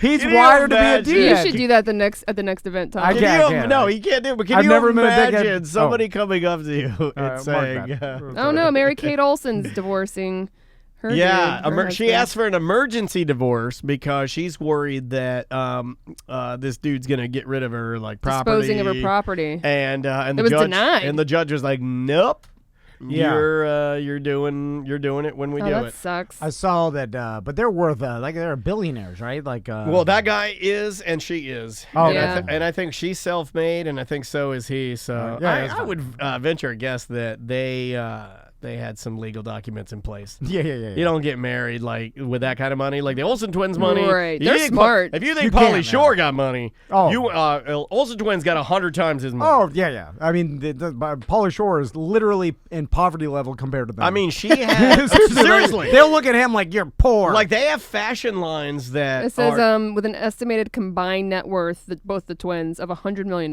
Yeah. I think that's low. oh. no, it's low because I thought they were owned $1 billion corporation. they you know who's Their fashion empire is worth an estimated $1 billion. You know, okay. you know who has another person like that secretly just became as fat is Jessica Simpson, with her fashion lines. Yeah. Like, Yeah, dude, people love her I mean, shoes. she secretly I sold a lot of became- Simpson shoes in Macy's. Hey, they're not. What do they They do? look all right. Okay, What do you mean? let me ask you guys this. Okay, because like the what's the They license their name to designs that they have given their go-ahead on. Caitlyn Jenner's daughter that's a billionaire. Kylie Jenner. She had a makeup line. She just sold that. So what do you think they do? Like, They just put their name on it. okay, that's it, right? They are they part of the design process? They're like I'm sure they some sit Italian- at a table and they're Yeah. like, here, It's like, okay, try this foundation. This is a hot take, and I know that Juan in the Yeah. Twitch chat room, they like my hot takes now. It's Hot Take Tuesday. Here's what happens. It's just like, it's no different than when we get our designs and our T-shirts from Enemy Inc. Okay. We sit back and we're Right. like, I like green and I like that Yep, design. They yep. put it together and then they sell it. And like, oh look, I'm a fashion mogul. No, okay, Exactly. yeah, That's yeah. I think that's what they do. Yeah. They're So- like, you like that shoe? They're not compounding the makeup and making it No, themselves. no. They're not cobblers. They're No. not hammering the shoes. Right. They're just giving their nod to it, but I imagine that there's like some Italian fashion designer that works for them that is like making all the stuff. Oh and yeah, then- they have guys that are designing. Like Yeah, I mean, even Ralph designing, Lauren, yeah. even like Gucci, even like and Chanel. They just have the have final nod.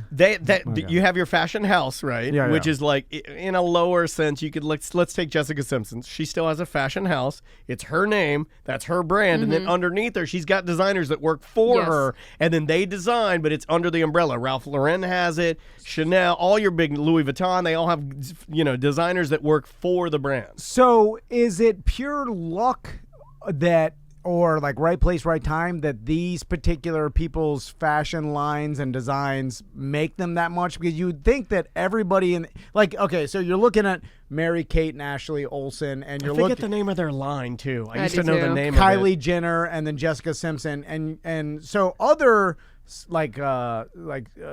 famous actresses and celebrities must look at those people and be like, I need to send a podcast and stuff. Like if they're making their corporation worth $1 billion and then these billionaires and huge money, why isn't anybody else doing that? Depends on distribution. Or have they tried? Networks, what connections you have. I think Jessica Simpson had her brand and then had designers underneath her and then had exclusive deals with your retailers. So she had, let's say she has Neiman and Macy's. And let's say even she has a lower level like Payless or, and if you can get in those. But is she making the deals? Because probably she comes not. off like her a agent might, idiot, maybe, right? or her manager. Yeah, exactly. So she's got other people that are telling her. It works this way with other products too. I'm real big on my Blackstone. I love the Blackstone griddle. It's fantastic. I use it all the time. I love it. But they have an exclusive deal with Walmart. So if you go to Walmart, you can get first of all, you can get all their products. Yeah. But you're going to get less. You're going to spend less there than you even would from them. So they have that huge. And imagine how many Walmarts there are. I don't even know. Is there a male version of this? Yes. Yeah. For sure. Well, I'm not saying in the fashion world, but I'm saying shoes? Outside of is there any male actors or celebrities that have lent their name? Not I guess a George Foreman. Well, grill, think about Michael Kors. I mean, big designer, smart guy. I'm sure he has designers underneath his brand that design for his brand. Yeah. No, I'm talking about this, the Mary Kate and Ashley Well, Kanye Olsen. West has his own clothing line. That's crazy. He had the Yeezys and Adidas. He had all the fashion lines with Adidas. Is he making an insane amount of money with that? Yes. But not to the Mary Kate and Jessica Simpson. Well, and Kate, fashion for men is probably of course less a lucrative. percentage, Yeah, of what it would be for women. It's just such a huge amount of money that it's how is there that much money involved? I don't even know. David Beckham has a clothing line at H&M. All right. Yeah, he also had. Where he made some money billions? too. Jimmy Fallon has a clothing line. Where? I don't know. It's called Hands High. Yeah, but is that just how? Okay, here's the progression. You want the progression? Caitlyn Jenner, $1 billion. When you get to the B, it's that is absurd. The amount of money that is. The progression is you start with maybe a liquor company, right? Mm-hmm. And then a lot of celebrities getting into that. Yep. Ryan Reynolds. George Clooney. Dan Aykroyd. Yeah, Dan Aykroyd, Crystal Skull Vodka. Diddy was in that world. So Dude. You can dabble in that. But you it doesn't seem like they're making the cologne. David Beckham had cologne. Yeah. Britney Spears had a cologne. Is it as successful? So Kanye West, his apparel brand is worth more than how much he's made off his music. I believe really? that. Guess how much it's worth? Oof. More than the Olsen twins. Really? Yep. Over $1 billion? $3 billion. That is insane. Why? But he sells sweatshirts for $10,000. Yeah. Yeah, but he's who's selling buying them it? to celebrities and people that want to look, But that's not where he makes his nut. He makes his nut off those shoes. Yeah, small it's the items. Yeezys, Stuff that's approachable. Well, there's not enough people to buy $10,000 sweatshirts. Yeah. You make your money through getting a deal at and these Foot shoes are Locker, made in China, and then yeah. connect the dots. There's $7 worth of material. He sells them for $190, so and there you go. It's kind of like Beats by Dre and stuff. You hear these stories of they made more money doing these lucrative deals than they did even providing entertainment. Yeah. But again, that lends me to why are more celebrities and people with names making money like this? And maybe they are. It's not as. Oh, I think they try, open, but some of them don't hit, right. or maybe your management some of them team probably just don't want to even get into that game. They're just How much money could have Dan Aykroyd made off his stupid Crystal Skull Here's vodka? the thing. People buy that bottle just because it's Skull. Yeah, he's probably made a decent. That was a wise investment because it's kitschy, but I don't think he's the how right much is guy. Crystal Skull vodka. He's worth? not the right guy to push that. I know. To me, a Diddy, a Kanye West, a Drake. Even Drake. Clooney's tequila, right? That's good. I like Casamigos. That's good. It's pretty good. That's Randy Gerber too, which I believe is Cindy Crawford's husband. But they got into that, so I mean. Yeah. It is interesting to see once you get to a certain level, can you use your own fame to license other things that really have nothing to do with you? No. It says they've made over $55 million in sales. Okay. I mean, so, it's a far cry from $1 billion, but that's more than I thought. That's pretty good. Should we take a break? Yeah. Let's take a Good break. Porkin. Excellent Porkin. So, yeah, I guess once you get famous, I mean, Gronk does it. I mean, Gronk just let them call the Gronk pre-Super Bowl beach party. They just licensed He has his name. cruise. And then showed up, and he probably made like hundreds of thousands of dollars off that. And like, all you have to do is like, use my name. I'll show up for a couple hours. That's it. Yeah. We saw it here in town when Paris Hilton had that club, remember? Yeah. Club Paris, and then she... The more famous you get, the less you have to work. Yeah. She's still DJing. Is she really? Yeah. And this may be a myth, this could be all crap, but she was one of the first people that, like, I remember talking about with this sort of thing. It's like, Paris Hilton has a line of, let's say, handbags. Purses, yeah. And I remember saying, that's crap. And then people were like, no, if you were there, And she perfume, designs them. She picks the colors, and she's very hands-on. And I'm like, come on! But people are like, nah, she is. And she is good at it. I'm like, okay, well, I don't believe you. Well, I mean, it's... Didn't last, people though. buy it. And it doesn't really matter because it's like, well, you have your trust and your fortune that you're going to get anyway, so do whatever you want. It's like you're going to get that Hilton money Nicole, eventually. speaking of Paris Hilton, Nicole Richie has a new show on that network that Sam and I were talking about that does the shows that are made for your phone that are like 10 minutes long. Quibi or whatever it's called. Yeah, she has a show on there where she plays a trap music DJ. Oh, no. Lionel Richie's in it, her dad, all these other celebrities are in it, and she's got a show where she plays... Candidly Nicole, is that it? No, she's got one that she plays a DJ. Like a trap music DJ. Okay. How many people watch that? Like, who even knows about that? Is that I didn't. Yeah, no one does. Like, I don't know. Sam and I knew of the... Someone's watching it, right? I guess. Yeah. But Reno 911 is coming back on Quibi, which I found interesting. I was wondering how they were going to bring that back. The 10-minute episode thing and built for your phone. I don't know. I do everything I can to get off my phone. Oh, it's called Nikki Fresh. Nikki Fresh. With a $sign. This is not for... This is for younger. I know. Yeah. But do younger people know Nicole Richie? Yeah, but don't you we are going to find out that this is bad for you. Oh, yeah.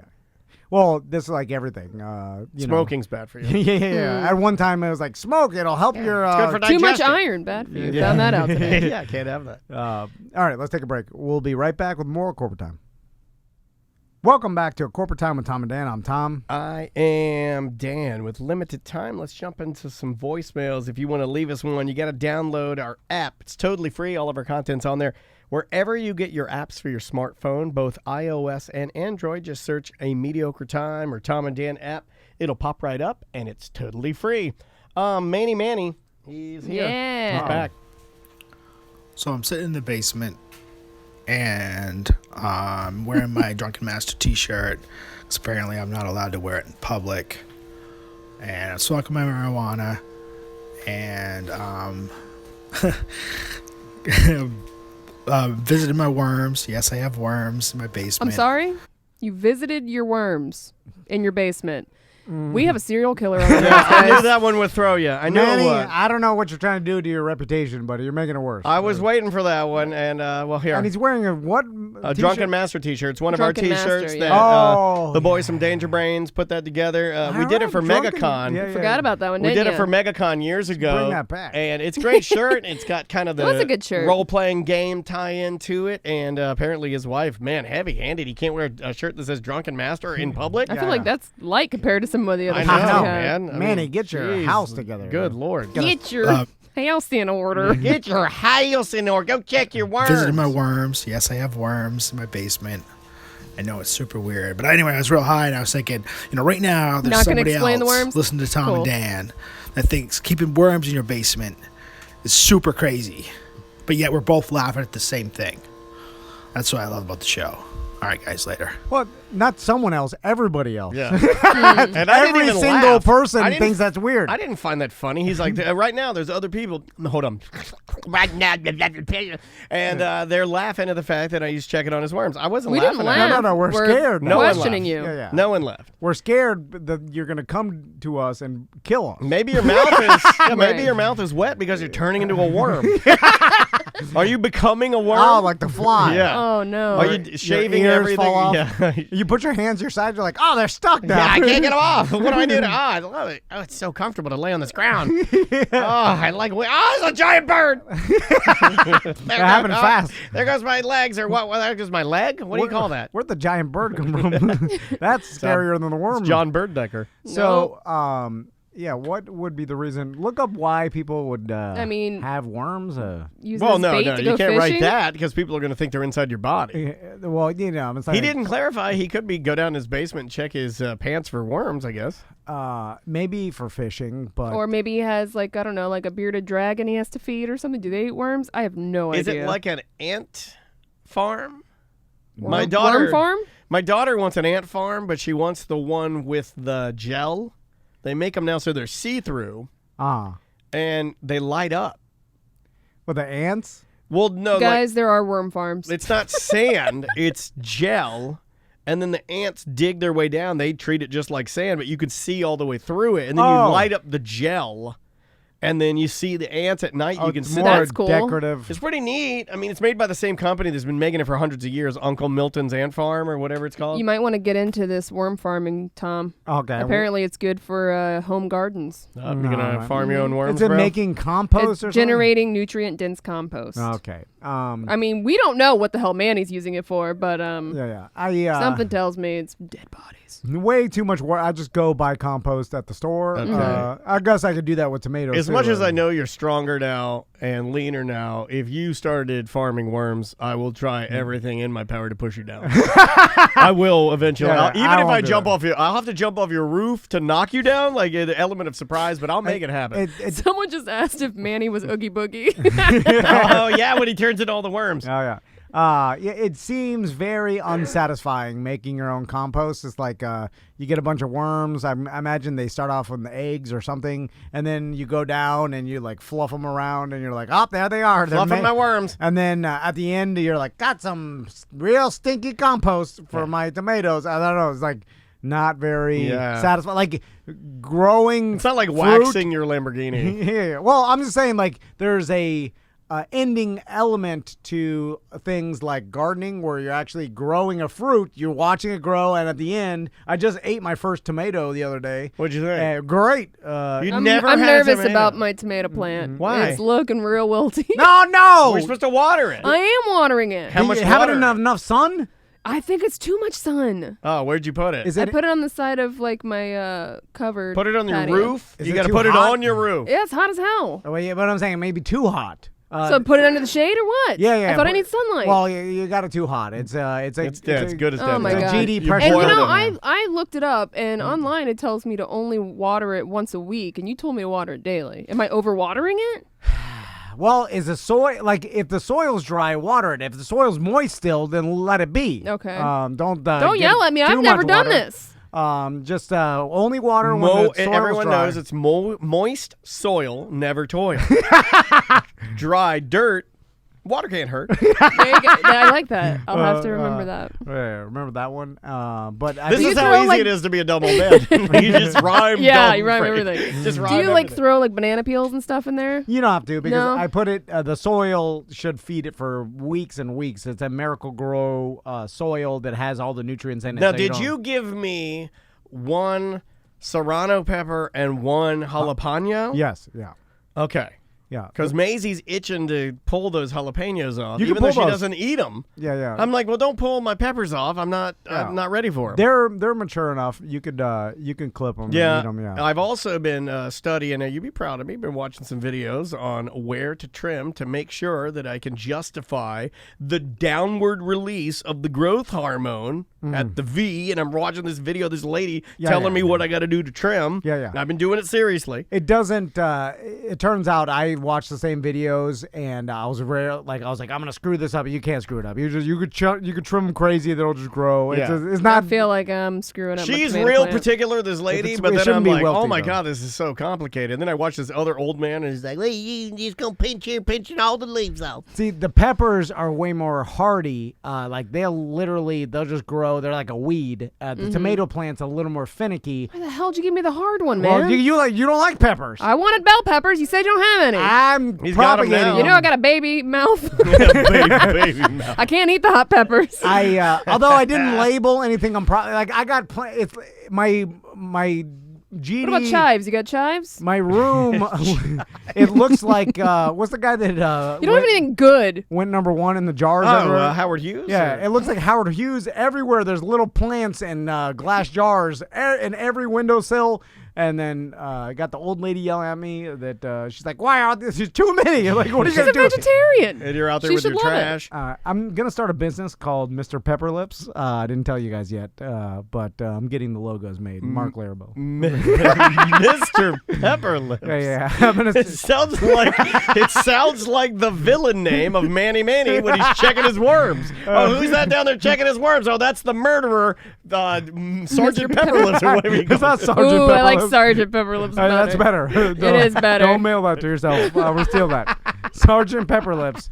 We need to have someone drop a cartoon Yeah, of yeah. you as Sergeant Pepperlips. Pabone, if you're listening. No, what are we? Pepperlips. He's Make trying that. to draw things to make money. He's Yeah. not like we just give him dumb we could ideas. sell that Yeah, shirt. I'll give People you- would buy it. I'll give you 1% of all profit. Hey, guess from what I got? 1%. Guess what I got last night? I forgot to tell you guys. I got a rough draft of the first ever Tom and Dan, Eddie and Pabone adult coloring book. Oh, I got that too. Yeah. Nice. I saw and that. it's badass. Yeah. It's so good, man. I saw that.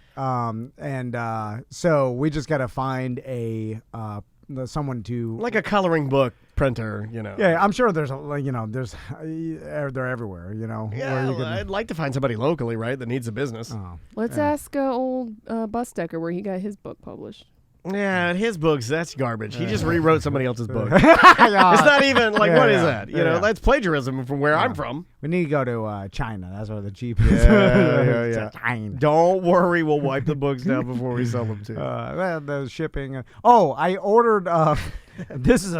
I've been ordering things crazy Me on too. Amazon, and Crystal's been Me yelling at too, me. for the new Andrea's- house. I'm Andrea's- about to go broke. Andrea's Yeah. not talking to me right now Yeah, because she's like, "Did you order an air compressor?" Yeah. And I'm like, "It might have been Stu and Sue's." I don't know. I totally ordered an air compressor. Oh man, And so now I come home and there's always gifts there, and I open them up. I forget what I ordered because I'm high and drunk at night, and then I'm like, yes, and like it's like every day's Christmas. yes, it's my Pepperlit costume. So one day I ordered some tomato cages for my. So now I got to get a cage. Sergeant People Pepperlips. are saying this in the chat. You didn't tell me anything about No, a cage. yours isn't big enough. Okay. Now, you already got a steak in there. Yeah, You're the good. steak Yeah. is good. I ordered Okay. some steaks too, but the cage is more for my bigger plants that I eventually will get. But what I didn't notice, I didn't read the fine print on Amazon, Oh, God. and You got tiny little cages. and it's no, These tomato cages are made of 100% COVID. it's coming at the end of July. Oh. I ordered them weeks ago, by the way. And you know why? Because everybody's farming right now. Well, Everybody's gardening. You got to order. Dude, that's why my Craftsman air compressor made in America came yesterday. That's a made in China. Everything is so. It says but made in America on it. everything that I other stuff that I order for gardening comes like the next day, no problem. Like I just didn't look at this one thing. you got And hosed. It's literally coming in a shipping container. Like that's How how many they did you order? just what it was like 4 tomato 100. cages, and they're literally shipping them in a container. It is like transatlantic. Oh, We're yeah. getting in the end of July. Those are with Craig's fireworks. Holy Just moly. Slowly coming Oh, across. by the way, I gotta text Craig because the fireworks business now, because every like public display is gonna be shut down, like that, he's gonna be Booming in the business. booming, right? yeah, Like, you would think. I imagine this could be a record year for him. Well, hopefully he has inventory, right? Oh yeah, he's got a he does. warehouse. He stores stuff, too. Yeah. Gotcha. He's got a full warehouse of stuff. Anyway, We got to get out of here. I'm sorry, we ran out of time. That's Yep. Sergeant Pepperlips out. yeah. We'll see you tomorrow. Welcome back to A Corporate Time with Tom and Dan. I'm Tom. I am Dan. Let's dance into some emails. Yep. Or emails and voicemails? Yeah, Sure. I've been printing out more emails, so let's go back and forth between emails and voicemails. If you want to drop us an email, just show@tomanddan.com.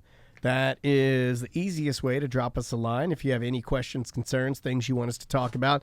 If you want to leave us a voicemail, that's just as easy. Search for our app for both iOS and Android. Search a mediocre app or Tom and Dan. Pops right up, totally free. All of our content's on there. Samantha. Understanding Tom logic. Hey guys, during the recent OG show, I noticed Tom complaining a lot about how long the old intro for You've Got Mail was, so I decided to compare that to the current Mail on Mail. The old version is 20 seconds long versus the current version being 36 seconds, almost 2 times longer. Does Tom pick and choose what to be grumpy old pop-pop about, or is there a method to his madness? Sergeant Pepper Lips? Well, what do you think, sir? You You answer your own question. Why'd you even send that email? You're wasting your own time. Although the original one didn't have, because you could break it up if you have like something going on. The original one was just, I think, long music, right? It was like scratching. Yeah, He was yeah. like, You've got mail. Yeah. You can make something seem longer than it actually By being super repetitive. Yeah. I don't even know if I have the old one anymore. Because the current Mail on Mail, it's got like a theme, the gay sex line, and then Daniel produced it, so it seems like it goes shorter. The other one was like mail, like it's just scratching and I don't yelling even think mail. I have it anymore. Anyway, I see what you're saying, sir. You're the one that listens. It's your fault. Yeah, it is. Take that. That's a mummy. That's still my favorite job. All right. Let me get you guys a voicemail. How about this one right here? It's like when my wife is talking to me, it seems way longer. Oh yeah. Than like we could do a half an hour or an hour show, and I'm like, it flew by. And my wife telling me one thing about what we're doing this week, and I'm like, God, it take forever. Boring. Yeah. Tom and Dan, Sam and Trav. Was listening to ACT, and you guys were talking about dreams and how they're basically nonsense, trying to interpret them. It reminds me of Jim Phillips used to do a segment, or not a segment, he used to do a bit on the show when anyone would call up and talk about their dreams, he would analyze it, and he would go on this long, like really in-depth, analysis of their dreams, and then it always ends that the dreams mean penis envy. Every single time, penis envy. And it was hilarious because you knew what the punchline was going to be, but Jim Phillips was just so good at riffing that he was able to pull it off and have it still land. Anyway, just didn't know if you guys remembered that bit or anything at all. Love the show, guys, and my booty hole stank. All right. Thank you so much. I want to get that looked at, sir. Good to know that some of those catchphrases that I've written for some of our clients are sticking on. Are you telling me that a 35 plus year veteran of broadcasting is good at improv? Yeah, that's weird. Yeah. Who'd have thought? I know you hate the whole dream thing, and lately I haven't been having any dreams. I have one right now. Sorry. You all right? Yeah, I got tired there for a second. I haven't been having any. It was almost like we talked about it last week. Remember, we were talking about it. Yeah. And it was like my body just said, you're done. Nah. Shut them down.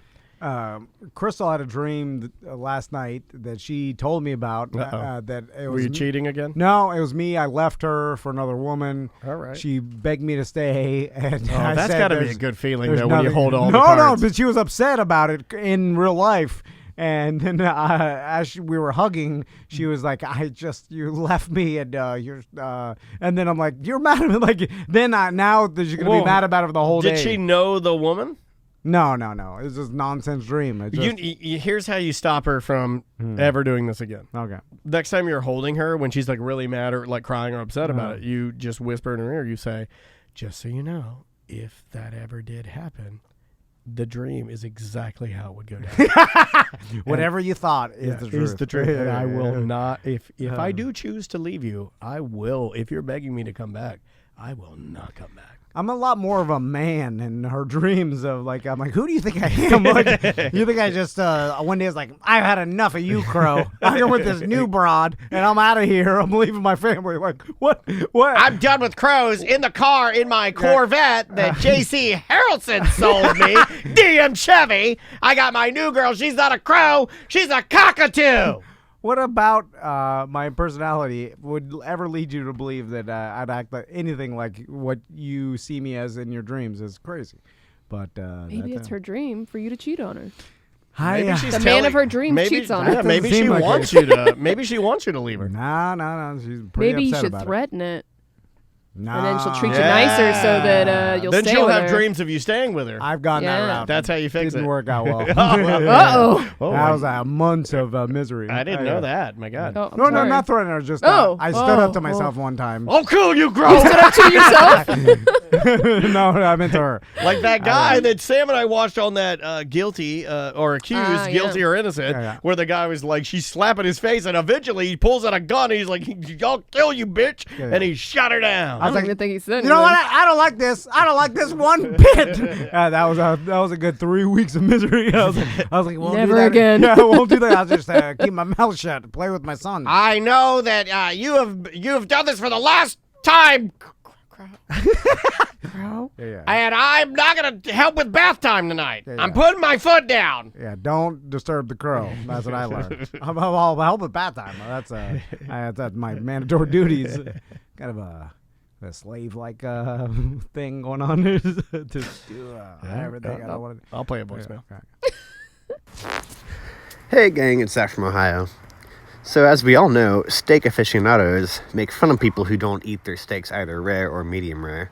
And while I enjoy a medium rare steak, I actually prefer it, medium sometimes. Not medium well, but I'm also not going to kick a medium well steak out of bed. How do you guys feel about this? The old steak topic. It has turned just like everything in society now. Although this was a thing that was everything has to be political, but it was and probably still is a sign of toughness if you had your steak rare, and if you wanted like medium well done or well done, you were considered a baby. At least what what I'm saying? Like, wasn't a manly thing to do. Like, if you're a man, I think I'm full of hot takes rare. today. It's your meat. Cook it the way you want it. Of course that. But you know Plus, what I'm I talking like about, meat. Right? I like a medium rare steak. Yeah. I like or if I can get like crust and then like cool center. Yeah. I like it like that. But if you make it medium, even medium well, I'm not going to be bad. I promise you I'm not. Yeah. It doesn't matter that much. I'm not going to be like, I can't eat this. Yeah, plus it's fine. I think that's perfectly said. It just doesn't It's matter. fine. I'll eat it's it. a blanking steak. Steak's pretty damn good. And right? I will say that too rare when it's actually like blood pools on the Oh, plate yeah. and gets It's a in little your, too much. It gets in your potatoes, and then I you're like like, I don't blood in want my blood potatoes. I love No. blood potatoes. Yeah, it's fine. I'll eat it. I'm Oh, not I a like baby. the blood in my But I'm potatoes. just like maybe a little too rare when the blood is coming out on my potatoes and my plate is like I have now a bloody plate. It's like it's fine. I'm not a baby, like I said, but maybe too rare. But it is it's like a masculine thing. If Why do we assign gender to things? It's so I weird. don't know. Yeah, Well, we do. Bloody steak is manly. yeah. Although my yeah, wife, It's weird. My wife society doesn't loves the bloody steak. Yeah. Let's see, Tactical Hat in our Twitch chat room, twitch.tv/TomAndDanLive. He says, what about A1 on a really well-made steak? Look, man, it's your food. Yeah. I'll make fun of you on the show, but in real life, Who cares? who cares? It's your food. You paid for it. You do whatever. If you want to cook that steak and then roll it into what would only be described as some sort of orifice holder or plug that you'd find at Fairville Megastore, Right. and do things with it, I don't care. It's your steak. I know a lot of people that like ketchup on steak. Yeah, that's fine. Yeah. Whatever you want. Don't put it on mine. Not for me, but Yeah, do your thing, man. I love ketchup. I like sriracha ketchup. Sometimes I believe that people are purposely putting like things that they know will start an uproar. I know this is a thing, but even like friends and like people that you don't think would do this, they'll put a picture of their steak with like ketchup or something, knowing look at that me. it'll cause an Yes. uproar or people will make fun of you, or then people will be fighting in your comment section because you're looking for that. You're looking for the attention and the comments. what if you're of just them.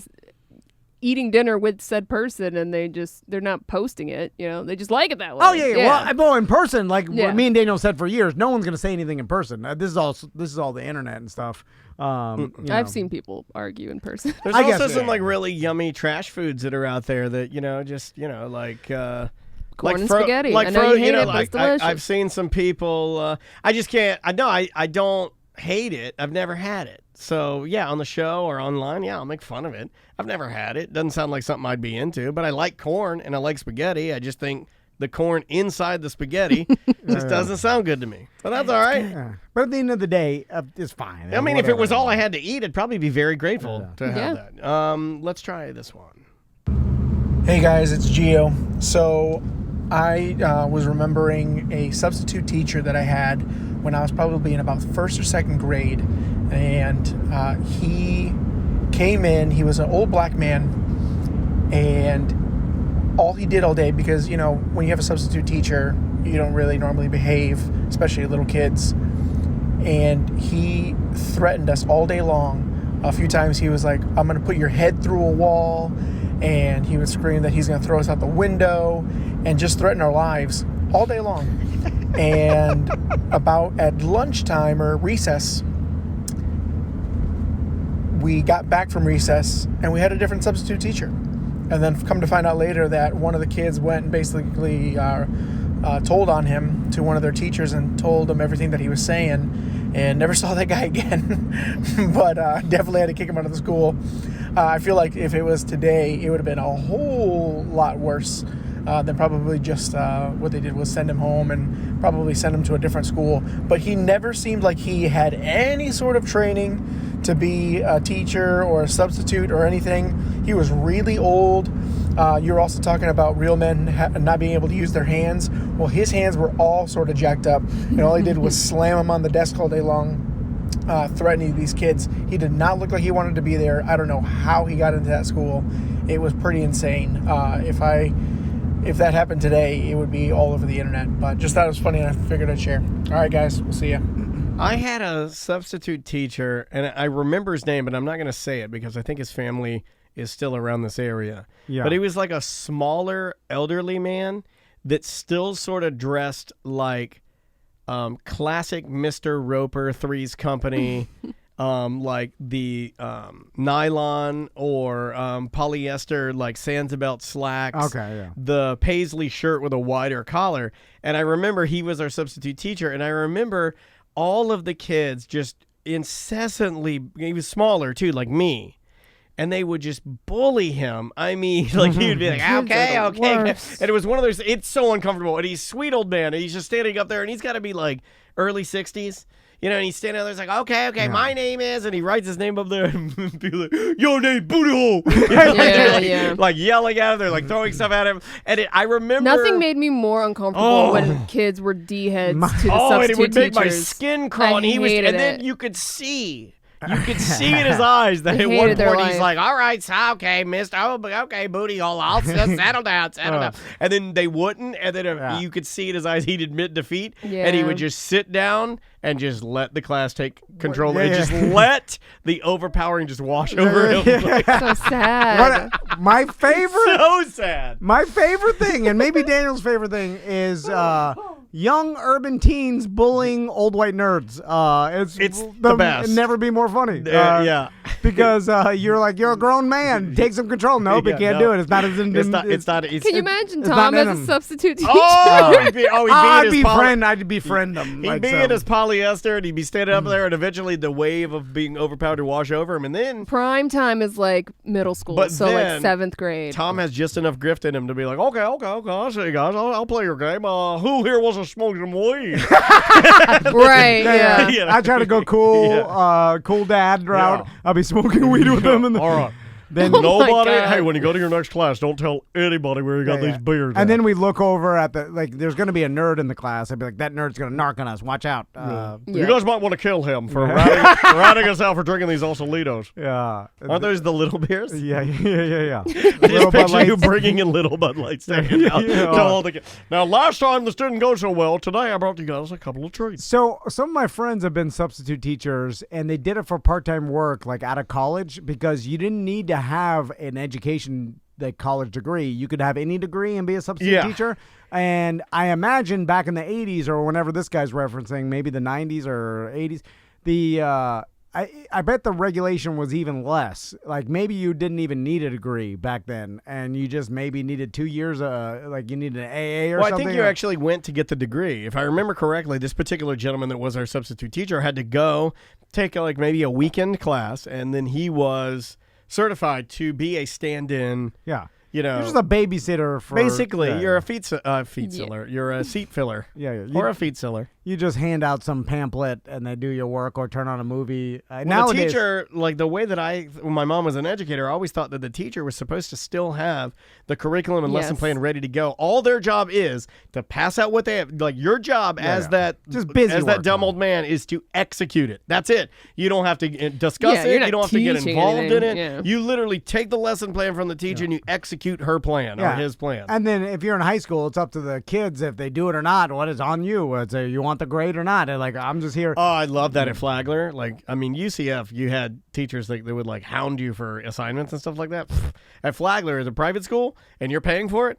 They're like, either take it or don't take it. You can flunk out. That's totally fine. We're okay with it. Like, I'll never forget my English teacher. You'd show up first day of class, and this is a higher level English class. He had all the books out and everything, and he's like, here's your whole curriculum. These are all of your assignments. You can choose to not come back until the end of the semester, whatever you want to do. Awesome. I never came back. I just came back for the final exam. I only was in that class 2 days. Yeah. Everything else, I just had to get my work done and submit. Work at your own pace. Work and submit. Work and submit. So easy to be an adult. It does, but that's me. But also, it's like you're paying. What are you paying for? Like, couldn't you just do this online? Like, without that's my husband did most of his classes online because he's like, I can do it at my own time, and I don't. Why do you think I did so good when I went back 6 years ago and got my degree? I had straight A's because they're like work at your own pace. You never have to see a human. Just turn your assignments in and do your discussions. Yeah, it seems like you shouldn't even pay for that. No, my freshman English comm class, I went in first day, got the $300 textbook, and never opened it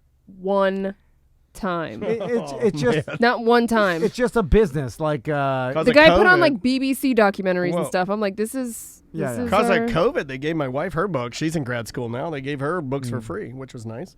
Really? Yeah.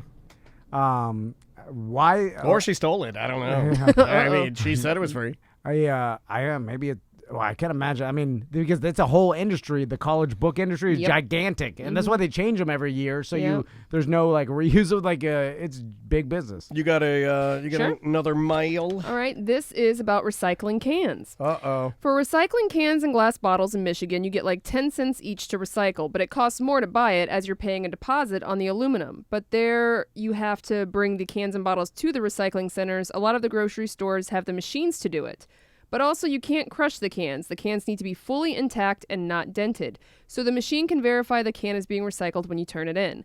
My wife is from just north of Detroit, and one day we were at a friend's party. I crushed a can and threw it in the large trash can, and they used to hold cans for recycling later. Everyone looked at me like I was crazy and had just killed a small animal or something. But even some up there don't even waste their time, even though they pay more money in deposits for their cans and bottles. My brother-in-law doesn't even care and throws it all away anyway. I'm sure you can talk to Busdecker about how recycling is up in Michigan.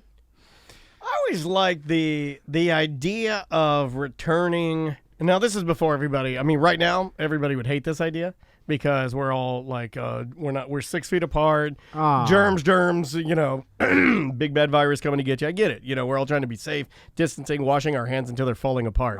But there was something cool as a kid. I can remember, maybe this was just me being a small, young, bullied, creative kid. I would look at the Coke bottle that I was drinking out of and be like, I wonder how many other people and what their story, like all the other people that drank out of this Coke bottle, if I knew their stories.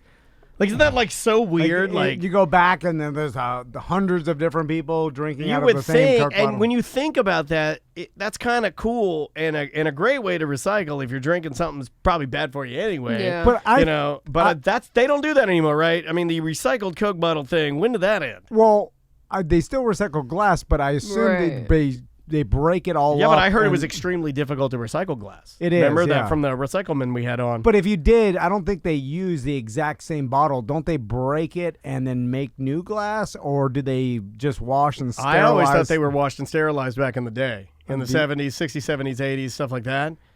Because recycling plants, I just because you'd see the wooden crates out, and then you'd collect milk bottles and stuff. And you'd put all the bottles in there, and then the guy would come and pick them up. And I caught the tail end of that. Like, I was born in '76. That seems like more of a private, like the actual milk company would take those bottles back, sanitize them, and reuse them. But like the big recycling, I think they smash all the glass and then do. I think You think we'll go back to that? What? No. that you think we'll ever go back to, like, because that to me is the epitome of like accurate recycling. Is like we use these vessels to carry this soda. When you're done with them, like obviously some will break, we'll replace those, but then we'll rinse these and put them back into play. The plastic, that's cool. The plastic has now become disgusting to me, and me and Daniel were talking about this. We're about before. to take a shift in our own company, so if you guys like our little tchotchkes, you better get them now. Because we were looking at it like, man, this is all garbage, and this ends up in landfills, and like I get whatever. I feel disgusted when my kids get a McDonald's toy. And I'm just like, some plastic garbage that I know they've printed billions of, and it's all just going to end up in the ocean. And there's all these I would rather give our listeners a better product that you can use for a lot longer. Of course, and then plastic garbage. And then jack the price up just a touch. Yeah. To make it a quality product. Yeah, because so we learned our lesson when we were a smaller and younger business. I think we felt like we needed those type of things as a promotional item, but the only way to get it cheap is to make it plastic and get it from China, because it's literally less than $1 a piece after it's all said and done. It's just all garbage, and everything that's made out of plastic, all these my kids' toys and stuff. Well, even when we were at the beach, God, it's all garbage. This is where we got the idea at the beach. Like we're walking around, and no matter where you are, you're always going to find a little bit of litter or whatever. And when we're at the beach, I always try to pick up whatever we find and throw it away, because you should do that, especially if you like going to the beach. But then we started talking about that, and I agree. I think a better made it doesn't deteriorate the plastic, so it's just like whatever that plastic garbage, the kid's McDonald's toy, it's just going to end up in a landfill in some barge, and then end up floating around in some beautiful island, Tahiti, wash ashore, and then like you got the natives just picking up tons of it a day, and it never stops. It's just like, oh my God, then eventually this is all garbage. Then eventually some fat Samoan asks his daughter not to leave. She defies him. She goes to the ocean. Then she wrangles with some wrestler. Then her grandma is a ghost stingray, flies onto her boat. Then they find some crab that sounds just like the guy from Flight of the Conchords. They find the Eye of Tafiki. They give it to the thing. The thing turns into Beyonce, and that's the end. By the way, Ghost Stingray, couldn't you help me out a little more than just give me some advice when I was trying to quit? Like, help Ghost me fight. Can't do anything. Help me fight the fire monster. My You're God. water, for Christ's sake. Yeah. You're a giant ghost stingray. Do something. Then I mean, even if you just launch out of the sea and go ooga booga booga, like. Yeah. I mean, if you scare the fire monster. Yeah. I know you could do. You killed Steve Irwin, so you could. You're not kill helpless. other people. Something. Well, he wasn't killed by a ghost stingray. Right. Yeah. But still, I mean, I imagine ghost stingray have the stinger of a regular stingray, right? But I wonder if, like, I didn't know that. Okay, hold on a second. Hot take. It's Hot Take Tuesday. I didn't know there were ghost stingrays. Is Steve Irwin, now that he's a ghost, he's really afraid of ghost stingrays. Oh, yeah. Right. Oh, because he already saw what real stingrays do. Where do you go after when a ghost is gone? Where do ghosts go? That it never in Coco. They didn't explain. Once you are forgotten, you go somewhere else. I don't know if it's second heaven. There's a bunch of internet blogs. I wish you hadn't brought up that movie. I hate that grandma. I hate her so much. So did my husband. If I wish that the only problem with the movie Coco is when the grandma smashes the boy's guitar that means so much to him. No. Somebody, a federale, should have come out of the town and scimitarred her head off, like right there. Oh, she's mad because her old man left her. That's not her. That's not the kid's fault. Yeah, it's not her property either. Yeah, that's right. Well, in her I'm mind, gonna break your set of shoe tools, Granny. Music will lead you astray, and you'll eventually leave your family, like happened to her. And she was really, really old. Why couldn't she just die? Eventually. You always stick up for the Coco grandma. Yeah. And you know what? In real talk, it's Hot Take Tuesday. Every time you stick up for the Coco grandma, I lose a little bit of respect. That's fine. Me and Coco grandma. It sounds like a wrestler. Sergeant Pepper Lips and Coco Grandma. Am I Coco Grandma? Damn it. All right, let's. You got to get out of here. Yeah, I got to go to the dentist. So, all right, I'll take a break, and we'll be back. I'm going to get my teeth cleaned during the break. I'm going to race back just in time. With more Corporate Time.